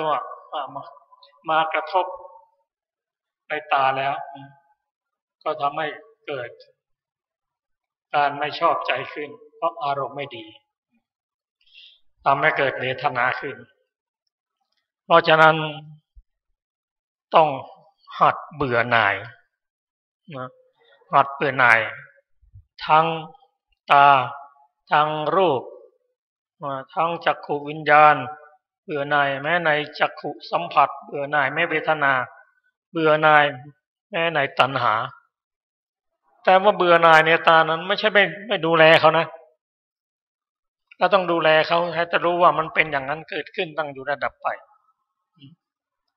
ร่างกายเขาเราเหมือนกันนะถึงแม้จะเบื่อหน่ายยังไงก็ตามแต่ต้องดูแลรักษาให้อยู่ในอัตภาพเราต้องอาศัยเขาต้องดูแลอย่างนั้นแต่ถ้าจะเบื่อก็เบื่อด้วยการพิจารณาด้วยปัญญาเพราะอะไรเบื่อเพราะว่าความเป็นอนิจจังทุกขังอนัตตาเกิดขึ้นตั้งอยู่ระดับไปไม่มีอะไรคงที่ชาติแล้วชาติเล่าก็เป็นอย่างนี้จึงเกิดความเบื่อหน่ายครับเราจะมาถึงข้ออริยมรรคผลและปัจเจเวคขณะญาณก็ขอเชิญอาจารย์ประเสริฐครับครับผมขอบคุณครับก็เมื่อกี้ผมขอแก้นิดหน่อยนะครับเรื่องของการประหารนะครับที่เรียกว่านิโรธะนะครับนิโรธะก็คือมี5อย่างเรื่องของการประหารกิเลสนะครับหนึ่งก็คือวิคัมภนนิโรธนะครับคือการที่ดับกิเลสของผู้ที่ปฏิบัติในเรื่องของสมถะนะครับถ้าได้ปฐมฌานหรือว่าทุติยฌานตติยฌานจตุยฌานเนี่ยก็คือการที่ไปข่มนิวรณ์เอาไว้ก็คือไปทับนิวรณ์เอาไว้ไม่ให้นิวรณ์เกิดขึ้นนะครับนี่เรียกว่าวิคัมภนประหารนะครับแล้วก็ตัดทางฆ่าประหารนิโรธเนี่ยก็คือการที่ละกิเลสได้ชั่วครั้งชั่วคราวเป็นบางครั้งนะครับสิ่งที่เขาละได้เนี่ยจะต้องเป็นสิ่งที่ยกตัวอย่างนะครับเช่นสักกายทิฏฐิเนี่ยนะครับที่ละได้เป็นบางครั้งนะสมุจเฉทประหารก็คือการประหารโดยมรรคจิตนะครับเข้าไปประหารในเรื่องของอนุสัยทั้งหลายนะครับแล้วก็มี4ก็คือปฏิปัสสัทธินิโรธนะครับอันนี้ก็คือพูดถึงผลจิตนะครับก็คือในขณะที่อยู่ในผลจิตเนี่ยก็คือจะไม่มีกิเลสใดๆเกิดขึ้นนะครับนั้นก็จะเรียกว่าเป็นปฏิปัสสัทธินิโรธนะครับอันนี้เป็นผลจิตนะครับแล้วก็5ก็คือนิสสรณนิโรธนะครับอันนี้ก็คือตัวนิพพานนั่นเองที่ปราศจากกิเลสทั้งหลายนะครับอันนี้ก็คือประหาร5นะครับตามที่ท่านผู้การให้ผมให้หัวข้อมานะครับให้ผมพูดเรื่องของอริยมรรคผลแล้วก็ปัจเจเวคขณะนะครับอันนี้ถ้าว่าไปเนี่ยก็เป็นวิปัสสนาญาณนะครับในขั้น3ขั้นสุดท้ายนะครับพูดง่ายๆ3ขั้นสุดท้ายก็คืออริยมรรคเนี่ยก็อยู่ในมรรคญาณนะครับผลญาณนะแล้วก็ปัจเจเวคขณะญาณนะครับอันนี้จะเป็นในวิปัสสในโสรสญาณเนี่ยจะเป็นญาณที่3ญาณสุดท้ายนั่นเองนะครับอันนี้พูดถึงการที่เราจะได้มรรคญาณมาเนี่ยเราต้องเจริญวิปัสสนามาตั้งแต่ต้นนะครับแล้วก็ได้ญาณต่างๆมาโดยลำดับนะครับจนมาถึงอนุโลมญาณนะครับถ้าได้อนุโลมญาณแล้วเนี่ยเป็นการอนุโลมตามญาณเบื้องต่ำนะครับที่ได้มาแล้วเนี่ยจะไม่มีการกลับไปเป็นปุถุชนอีกนะครับถ้าใครได้อนุโลมญาณเนี่ยจะต้องได้มรรคญาณแน่นอนนะครับจะกลับไปเป็นปุถุชนไม่ได้ต้องเป็นพระอริยะขั้น ต่ำก็จะเป็นโสดานะครับโสดาบันหรือถ้าว่าโดยเริ่มต้นก็คือโสดาปฏิมัคคบุคคลนะครับอันนี้ไม่ได้นะครับถ้าบุคคลที่เจริญวิปัสสนามาจนถึงสังขารูปเปกขายานนะครับเสร็จแล้วก็ไม่เจริญต่ออันนี้สามารถกลับไปเป็นปุถุชนได้นะครับแต่ถ้าเข้าไปสู่อนุโลมญาณแล้วก็จะข้ามโคตรของความเป็นปุถุชนเนี่ยจะไม่กลับไปเป็นปุถุชนอีกนะครับถ้าใครได้อนุโลมญาณนี่ถือว่าเป็นบุคคลที่เดินหน้าสู่มรรคอย่างเดียวนะครับในความเบื่อหน่ายนะครับแล้วก็คลายกำหนัดเนี่ยอย่างเช่นนะครับที่เราเจริญเห็นแต่รูปกำนามที่มีความดับไปเรื่อยๆนะครับไม่มีอะไรมีแต่ดับไปนะเห็นเมื่อไหร่ก็ดับไปก็เกิดความเบื่อก็เกิดเห็นรูปนามนั้นเป็นภัยนะครับเมื่อรูปนามเห็นรูปนามเป็นภัยนะครับก็มีความเมื่อเห็นเป็นภัยแล้วเขาจะเห็นว่ารูปนามนั้นเป็นโทษด้วยนะเห็นเป็นโทษแล้วก็เห็นรูปนามนั้นเป็นสิ่งที่น่าเบื่อหน่ายพอมาถึงตรงที่น่าเบื่อหน่ายเนี่ยก็จะมีการหาทางออกนะครับหาทางออกเพื่อจะออกไปจากความเบื่อหน่ายนะครับความเบื่อหน่ายความเป็นภัยความเป็นทุกข์ทั้งหลายเนี่ยเขาก็จะหาทางออกก็จะเมื่อหาทางออกนะครับมันก็ไม่มีทางไหนที่จะออกได้นะครับรูปนามมันเป็นไปตามสภาวะที่เราได้มาตั้งแต่ปฏิสนธินะครับไม่มีทางที่จะออกได้เพราะฉะนั้นก็เลยวางเฉยต่อสังขารทั้งหลายนะครับเมื่อวางเฉยนะครับเห็นสังขารทั้งหลายเนี่ยเป็นสภาวะธรรมที่เป็นไปโดยธรรมชาตินะครับก็จะอนุโลมตามนะอนุโลมตามอะไรแต่ก็ตามสภาวะธรรมที่เราเจริญมาตั้งแต่อย่างต้นนะครับจนถึงสังขารรูปเปกขายานแล้วก็เข้าสู่ในเรื่องของอนุโลมญาณเนี่ยก็จะทำให้ได้มากแน่นอนนะครับบุคคลนั้นจะได้มากแน่นอนนะครับจะเป็นโสดาปัตติมรรคหรือว่าจะเป็นสกทาคามิมรรคอนาคามิมรรคหรือพระอรหันตมรรคขออภัยนะครับอันนี้แน่นอนเนี่ยครับที่เราจะได้เป็นพระอริยบุคคลนะครับแต่ถ้าใครปฏิบัติมาจนถึงเรื่องของเบื่อหน่ายแล้วก็ไม่เจริญต่อนะครับออกจากวิปัสสนาไปเนี่ยบุคคลอย่างนี้จะไม่ได้มรรคนะครับจะไม่ได้มรรคนะครับขอโทษนะครับ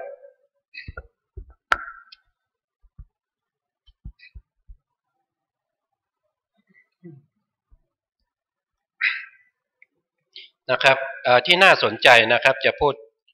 กิจ16นะครับในอริยสัจสี่นะครับกิจ16ในอริยสัจสี่นะครับกิจ16เนี่ยคืออะไรนะครับกิจ16เนี่ยก็คือการที่เรากำหนดรูปนามเนี่ยสมมติว่าเรากำหนดรูปนามไปเรื่อยๆนะครับเราก็จะเห็นว่ารูปนามเขาเป็นอะไรเป็นทุกข์นะครับเป็นทุกข์นั่นแสดงว่าเราเห็นอะไรเห็นทุกข์นะครับนั่นก็แสดงว่าเราได้กำหนดรู้ในเรื่องของทุกข์นะครับอันนี้ทุกข์นะครับเราต้องกำหนดรู้นะครับมีหน้าที่ในการกำหนดรู้นะครับทุกข์เนี่ยถ้าว่าโดยองค์ธรรมเนี่ยเขาก็จะได้แก่โลกียจิต81นะครับเจตสิก51นะครับแล้วก็รูป28นะครับเว้นตัวโลภะเจตสิกที่เป็นโลภะนะครับที่เป็นโลกิยะทั้งหมดนั้นเขาเรียกว่าเป็นทุกข์นะครับเพราะฉะนั้นต้องกำหนดรู้ในเรื่องของทุกข์นะครับผู้ที่จะตรัสรู้ได้นะครับต้องกำหนดรู้ในเรื่องของทุกข์และอันที่สองนี่จะต้องรู้ว่าทุกขสมุทัยนะครับทุกขสมุทัยนี่คืออะไรทุกขสมุทัยก็คือเหตุที่ทำให้เกิดนะครับปกติแล้วถ้าว่าโดยอริยสัจสี่นี่ก็คือตัวโลภะที่เราเว้นมาจากเมื่อกี้นะครับตัวนี้แหละที่เป็นตัวที่ทำให้เกิดนะครับเกิดเป็นอะไรก็ตามเกิดเป็นพูดง่ายๆว่าเกิดใน31ภูมินี้แหละนะครับจะเกิดเป็นอะไรก็ตามอันนี้แหละเป็นเหตุให้เกิดทุกข์นะครับไม่ว่าเรา จะกลับมาเกิดเป็นมนุษย์อีกนะครับการเกิดครั้งแรกมันก็เป็นทุกข์นะครับแล้วก็ผลที่การเกิดครั้งแรกที่เราจะต้องดำเนินชีวิตไปจนถึงเราจุติจนตายเนี่ยพวกนี้มันเป็นทุกข์หมดนะครับมันมาจากไหนก็มันมาจากตัวเกิดมาจากไหนก็เกิดเพราะว่ามีตัณหามีอุปทานตัณหาพวกนี้นะครับอันนี้ก็จะเป็นสมุทัยนะครับแล้วก็นิโรธนะครับนิโรธก็คือพระนิพพานนะครับเมื่อเราเจริญมาจนถึงโคตภูเนี่ยนะโคตภูญาณนะครับที่ต่อจากอนุโลมญาณเราจะเห็นนิพพานเป็นครั้งแรกนะครับแต่นิพพานตัวนี้เนี่ยเรายังเห็นได้ไม่ชัดเจนนะครับไม่ชัดเจนนะเราต้องข้ามจากโคตภูเข้าสู่มรรคนะครับเข้าสู่มรรคจะเป็นมรรคระดับไหนก็ตามก็จะเห็นนิพพานได้ชัดเจนนะครับในขณะนั้นก็จะไปละอนุสัยนะครับตามแต่มรรคที่เราได้ในขณะนั้นว่าละอนุสัยได้แบบไหนอย่างไรนะครับอันนี้แหละนิพพานนี้แหละที่เราเรียกว่าเป็นนิโรธนะครับนิโรธนะครับแล้วก็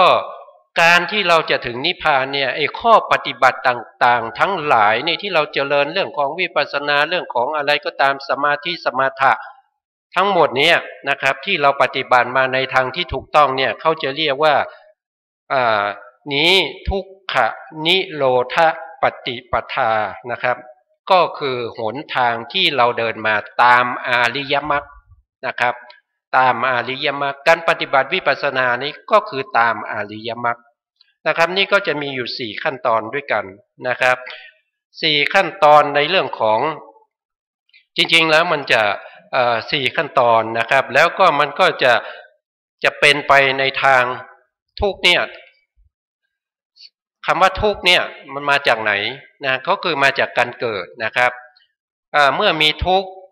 กมาจากไหนทุกก็มาจากชาตินะครับชาติก็คืออะไรชาติก็คือนี้ชาตินะครับนี้ชาติสมุทัยนะครับมาจากไหนชาติมาจากไหนมาจากสมุทัยนะครับนี้ชาติคืออะไรชาตินิโรธก็คือไอชาตินี้แหละที่เราเจริญจนถึงนิพพานนะครับแล้วก็นี้ชาตินิโรธคามินีปฏิปทาอันนี้ก็หนทางที่เราปฏิบัตินะครับของชาติเนี่ยจนไปถึงมรรคจนไปถึงอริยมรรคนะครับอันนี้ก็เป็นเรื่องของการที่เราจะปฏิบัตินะในกิจ16อย่างนี้นะครับ16อย่างนี้มันจริงๆแล้วก็จะเริ่มตั้งแต่ทุกข์นะครับแล้วก็สมุทัยแล้วก็นิโรธแล้วก็เรื่องของมรรคนะครับ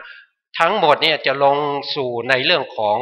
อริยสัจสี่นะครับอย่างเช่นที่เราพูดมาตั้งแต่วันแรกเนี่ยเรื่องของตาเนี่ยเรื่องของรูปเนี่ยรูปก็จะต้องเป็นนี้รูปนะครับนี้รูปสมุทัยนี้รูปสมุทัยนี้รูปนิโรธนี้รูปนิโรธคามินีปฏิปทานะครับอันนี้จักขุนะครับจักขุประสาทนะครับนี้จักขุสมุทัยนะครับนี้จักขุนิโรธนี้จักขุนิโรธคามินีปฏิปทานะครับแล้วก็มีจักขุวิญญาณอีกมันว่าไปก็คือหมายความว่าการเจริญวิปัสสนาเนี่ยจะต้องอยู่ในระดับของอริยสัจสี่นะครับในอริยสัจสี่ที่เราทำกิจใน4อย่างนี้เนี่ยนะครับก็เพราะว่าเราจะละการเวียนว่ายตายเกิดนะครับถ้าเราไม่ปรารถนานะครับในการที่จะละเรื่องของการเกิดเราไม่ปรารถนาจะมีพระนิพพานเราก็ดำเนินชีวิตไปตามปัจจุบันนะครับทำบุญให้มากๆนะครับเพราะว่าเราจะได้ไปเกิดในสุคติภูมินะครับแต่ถ้าเราทำบุญแล้วก็เผลอไปทำอกุศลธรรมนะครับเราก็จะไปเกิดในอบายนะครับก็ไปเกิดเป็นเดรัจฉานเป็นเปรตเป็นอสุรกายเป็นสัตว์นรกก็ขึ้นอยู่กับการกระทำของเรานะครับไม่ว่าจะทำทางกายทางวาจาทางใจในความเป็นปุถุชนเนี่ยนะครับทำได้ทั้งกุศลและอกุศลนะครับแต่โดยมากนะครับจะทำอกุศลนะครับเพราะไม่รู้หนทางนะครับไม่รู้หนทางที่จะไปสู่ความดับทุกข์ นะครับเพราะฉะนั้นเนี่ยในการที่เรามาศึกษาในเรื่องของพระไตรปิฎกหรือพระธรรมคำสั่งสอนของพระสัมมาสัมพุทธเจ้าเนี่ยทำให้เราได้เห็นนะครับได้เห็นอะไรได้เห็นโครงสร้างของธรรมชาติในการที่จะเวียนว่ายตายเกิดนะครับว่าเราจะทำยังไงไม่ให้เราเนี่ยจะต้องกลับมาเป็นทุกข์นะครับไม่ให้เราต้องกลับมาเกิดเป็นมนุษย์เกิดเป็นเทวดาเกิดเป็นพรหมเกิดเป็นเดรัจฉานเกิดเป็นเปรตเป็นอสุรกายทั้งหลายเนี่ยเราจะทำยังไงนะครับอันนี้ในพระธรรมคำสั่งสอนก็มีอยู่แล้วนะครับพวกเราก็สามารถที่จะศึกษาได้นะครับสมมติว่าเราอ่านแล้วไม่เข้าใจก็ยังมีผู้ที่เข้าใจยังสามารถที่จะอธิบายให้เราได้อีกนะครับเราไม่ควรจะถือว่าพระธรรมคำสั่งสอนของพระสัมมาสัมพุทธเจ้าเนี่ยมันยากเกินไปมันยากเกินกว่าที่เราจะเข้าใจเราเบื่อเราไม่สนใจดีกว่านั่นแหละครับเป็นหนทางไปสู่อบายนะครับไปสู่การเกิดเป็นเดรัจฉานเปรตอสุรกายสัตว์นรกรออยู่เปิดประตูอยู่นะครับถ้าเราศึกษาไม่เข้าใจเราสามารถจะถามผู้ที่เขาเข้าใจได้นะครับเขาสามารถอธิบายให้เราได้นะครับถ้าเราเจริญในธรรมานุสตินะครับรับรองว่าไม่มีใครที่จะไปอบายนะครับอย่างน้อยต้องกลับมาเกิดเป็นมนุษย์นะครับแล้วเกิดมาเป็นมนุษย์จะต้องเป็นบุคคลที่มีศักดิ์มีสีนะครับเป็นบุคคลที่ไม่ยากจนนะครับเป็นบุคคลที่ไม่ทุกข์ลำบากนะครับเป็นบุคคลที่สามารถที่จะทำอะไรก็ได้ประสบความสำเร็จนะครับในการที่จะดำเนินชีวิตนะครับอันนี้เราต้องการแค่นี้นะครับเราต้องการแค่นี้แต่ถ้าเราต้องการว่าเราไม่ต้องการเกิดอีกแล้วเพราะการเกิดเนี่ยมันพลาดเมื่อไหร่มันไปอบายทันทีนะครับเราไม่สามารถที่จะควบคุมมันได้ให้อยู่เฉพาะมนุษย์หรือว่าให้ไปเกิดเฉพาะเทวดาเนี่ยเราควบคุมไม่ได้เพราะเราเป็นปุถุชนนะครับเพราะฉะนั้น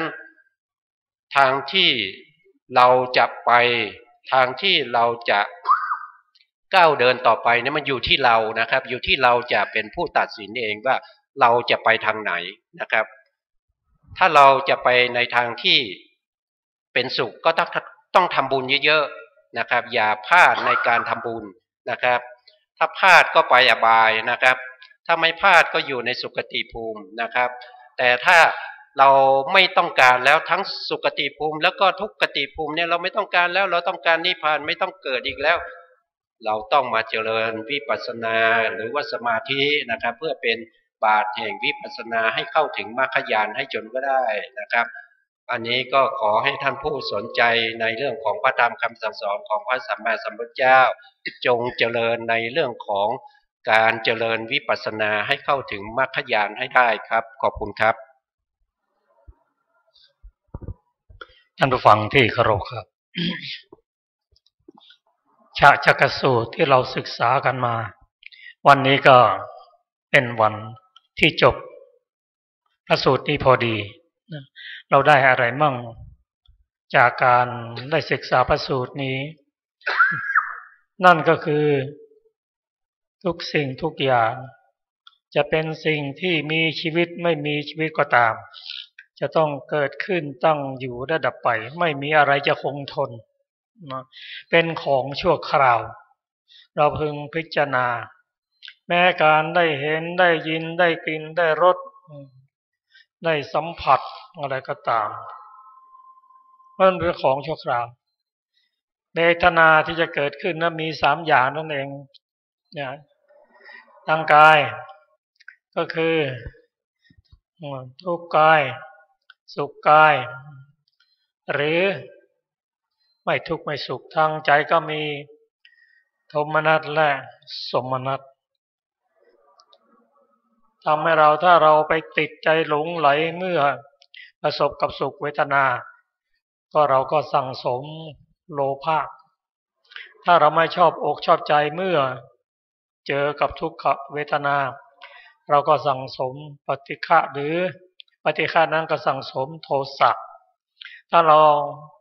ปล่อยเฉยๆในอารมณ์ที่เป็นกลางๆไม่หาเหตุว่ามันเกิดขึ้นได้อย่างไรดับได้อย่างไรมีคุณมีโทษอย่างไร จะหาทางสลัดออกได้อย่างไรเราปล่อยไปอย่างไรก็เป็นการสั่งสมความไม่รู้หรือโมหะครับก็มีผู้ได้ถามปัญหามาก็ขอเรียนปัญหาให้ทราบว่า เมื่อบุคคลใช้รองเท้าก็ดีเสื้อผ้าก็ดีใส่แล้วก็มันคับมันไม่สบายใจแต่ว่าที่เราทนใส่ได้นั้นก็อะไรบางทีมันทันสมัยอ่ะรูปร่างดีมันดูดีแต่ใส่แล้วมันก็คับอกร่างกายก็ไม่สะดวกรองเท้าก็บีบอันนี้เพราะอะไรเพราะว่าถ้าเราจะแก้ไขก็พยายามพิจารณาก่อนที่จะใช้ก่อนที่เราจะหามาบริโภคนั้นว่าวัตถุประสงค์ที่เราใส่เสื้อผ้านั้นมีวัตถุประสงค์อะไรพระพุทธเจ้าตรัสไว้อย่างไรจะใส่รองเท้านั้นมีวัตถุประสงค์อะไรนะฮะถ้าเราได้พิจารณาอย่างนี้แล้วก็บางทีจะทำให้เราร่างกายของเราสบายขึ้นแต่โดยปกติแล้วปุถุชนเมื่อเกิดทุกข์ทางกายแล้วเกิดทุกข์ทางใจด้วยหมายความว่าทุกข์ทางกายทุกข์ทางใจส่วนพระอริยบุคคลนั้นบางครั้งท่านเลือกไม่ได้เกิดทุกข์ทางกายทุกข์ทางกายเกิดขึ้นแต่ท่านไม่ทุกข์ทางใจคำว่าทุกข์นั่นคืออะไรคือไม่สบายก็คือความโกรธนั่นเองอรหันต์บุคคลกับปุถุชนเราเป็นอย่างนั้นเนี่ยที่ใส่เสื้อผ้าครับก็ดีรองเท้าก็ดีก็เป็นทุกข์ทางกายแน่นอนสำหรับปัญหาทางใจนั้นก็ส่วนมากคนเราก็จะติดและปัญหาบอกว่าถ้าเราชอบอกชอบใจมีความสุขประทับใจในอดีตมีความสุขไปที่ไหนเราก็นั่งนึกถึงว่าไปที่โน่นได้ความสุขอย่างนั้นอย่างนี้ถามว่าถ้าเป็นความสุขที่เกิดจากอามิสเกิดจากเรียกว่าอะไรความสุขอันเกิดจากทางโลกก็จะทำให้เรานั้นเสียประโยชน์เพราะว่าพระองค์ตรัสว่าอดีตมันผ่านไปแล้ว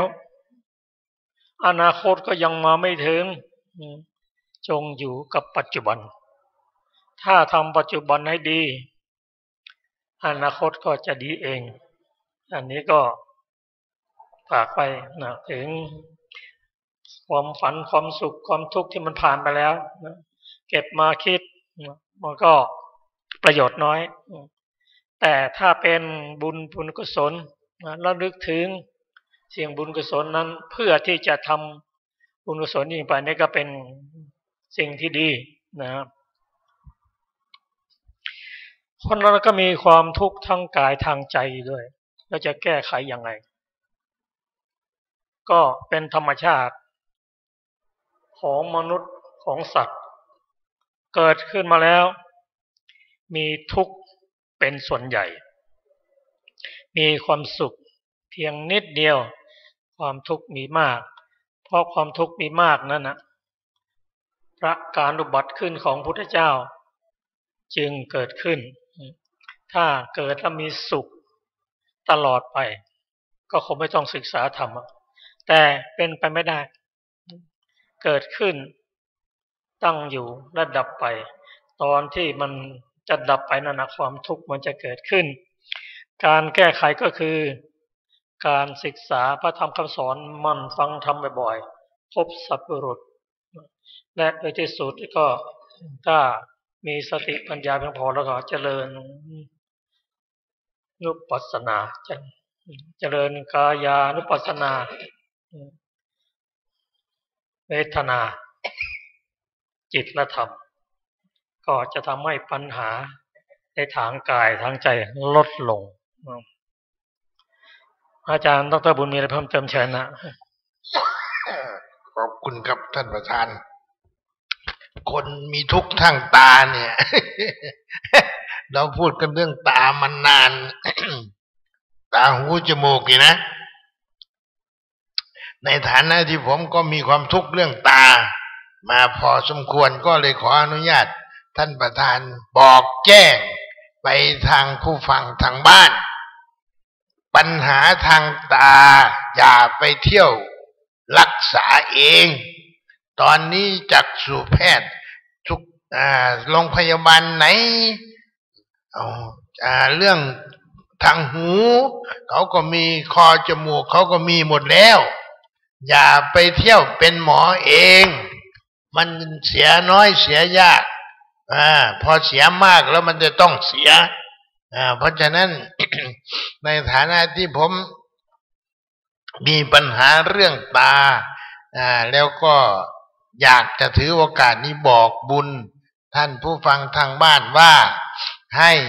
ผู้ใดที่ยังไม่เคยมีจักษุแพทย์ประจำตัวนี่กรุณา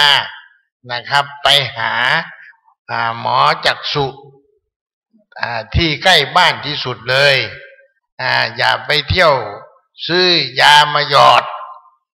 ผมอยู่กับหมอตามานี่2 ปีแล้วนี่ทางหมอเปิ้ลบอกเคยให้ยาหยอดตาเพราะธรรมชาติมันรักษาตัวเองไว้ แต่ก็มีการไปตามหมอนัดไม่ว่าจะเป็นภาระมากน้อยยังไงก็ต้องเอาหมอเป็นเกณฑ์อย่าไปทำหน้าที่เป็นแทนหมอเพราะขี้เหนียวยิ่งมากอายุโดยเฉพาะนักวิชาการผู้ใช้สายตามากเนี่ยร่วมควรจะมีหมอประจำตัวไว้หมอจะนัดเมื่อใดจะบอกเมื่อใดต้องไปอย่าไปเที่ยว มีปัญหามากกับหมอที่พูดนี่ด้วยความปรารถนาดีเพราะมันเสียเงินเสียทองมามากเพราะเรามัวตั้งแต่บอกว่ามีภาระมีงานตามันไม่คอยเราเนี่ยยิ่งใช้มากเท่าไหร่มันก็ยิ่งถูกบีบถูกคั่นถูกทำลายถ้าหมอไม่ดูไม่บอกไม่รักษานี่มันจะมีปัญหาเพราะฉะนั้นเมื่อเราพูดกันเรื่องทุกทางตาทุกทางหูทุกทางปากคอจมูกมันก็ตามมาทุกทั้งหลายเหล่านี้นี่อย่าไปทำตัวเองให้เป็นหมอแล้วจะลำบากทีหลังขอบคุณท่านประธานที่ให้โอกาสครับท่านผู้ฟังที่เคารพครับเราได้ศึกษามาจนเกือบ2 ชั่วโมงครับก็ได้เวลาที่จะกล่าวคำอุทิศส่วนบุญสุขกุศลที่เราได้ปฏิบัติมาก็ขอเชิญทุกท่านได้กล่าวคำอุทิศส่วนบุญสุขกุศลพร้อมกัน สัตว์ทั้งหลายไม่มีที่สุดไม่มีประมาณจงมีส่วนแห่งบุญเจ้าทำให้บัดนี้แล้วหรือทำไว้ก่อนแล้วคือจะเป็นสัตว์เหล่าใดซึ่งเป็นที่รักใคร่และมีบุญคุณเช่นมารดาบิดาของข้าพเจ้าเป็นต้นก็ดีที่ข้าพเจ้าเห็นแล้วหรือมิได้เห็นก็ดีสัตว์เหล่าอื่นซึ่งเป็นกลางหรือเป็นคู่เวรกันก็ดีสัตว์ทั้งหลายตั้งอยู่ในโลกอยู่ในภูมิทั้งหลายอยู่ในกำเนิดทั้ง4มีขันธ์5ขันธ์มีขันธ์ขันธ์เดียวมีขันธ์4ขันธ์กำลังท่องเที่ยวอยู่ในภพน้อยภพใหญ่ก็ดีท่านอะไรรู้ส่วนบุญที่ข้าพเจ้าแผ่ให้แล้วขอท่านเหล่านั้น จงอนุโมทนาเองเถิดส่วนท่านเราใดที่ยังไม่รู้ส่วนแห่งบุญนี้ขอเทวดาทั้งหลายจงได้โปรดบอกท่านเหล่านั้นให้รู้ด้วยเพราะเหตุที่ได้อนุโมทนาส่วนบุญที่ข้าพเจ้าได้เป็นแล้วขอท่านทั้งหลายจงเป็นผู้ไม่มีเวรอยู่เป็นสุขทุกเมื่อจนถึงพระนิพพานความปรารถนาดีเอ่ยของท่านเหล่านั้นจงสำเร็จเถิดด้วยอานิสงส์แห่งกุศลที่ได้ทำแล้วทั้งปวงนี้ขอพระศาสนาของพระโลกนาถจงสว่างไสวด้วยข้อปฏิบัติมีศีลเป็นต้นอันบริสุทธิ์ขอพระศาสนาของพระสัมมาสัมพุทธเจ้าจงสถิตอยู่ในโลกตลอดกาลนานขอปวงสัตว์จงมีความเคารพในพุทธศาสนาเป็นนิจขอพงจงลงในพื้นจุฑพีโดยชอบตามฤดูกาลขอผู้ยินดีในพระสัทธรรมจงปกครองชาวโลกโดยธรรมเถิด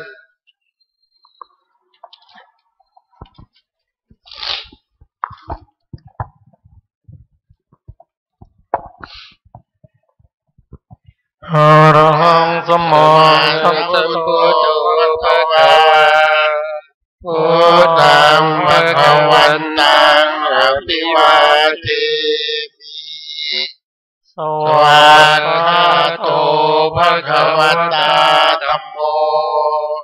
ธัมมังนัมมัสสามิสุปฏิปันโนภะคะวะโตสาวกสังโฆสังฆังนัมมามินะโมตัสสะภะคะวะโตอะระหะโตสัมมาสัมพุทธัสสะนะโมตัสสะภะคะวะโตอะระหะโตสัมมาสัมพุทธัสสะนะโมตัสสะภะคะวะโตอะระหะโตสัมมาสัมพุทธัสสะสาธุโมทนากระโดด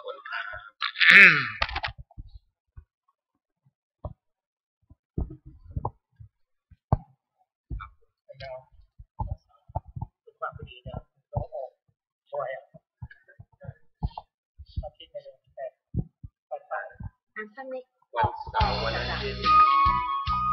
ท่านดร.ได้เกี่ยวกับการวันเสาร์กับวันอาทิตย์ผมไม่ได้ออก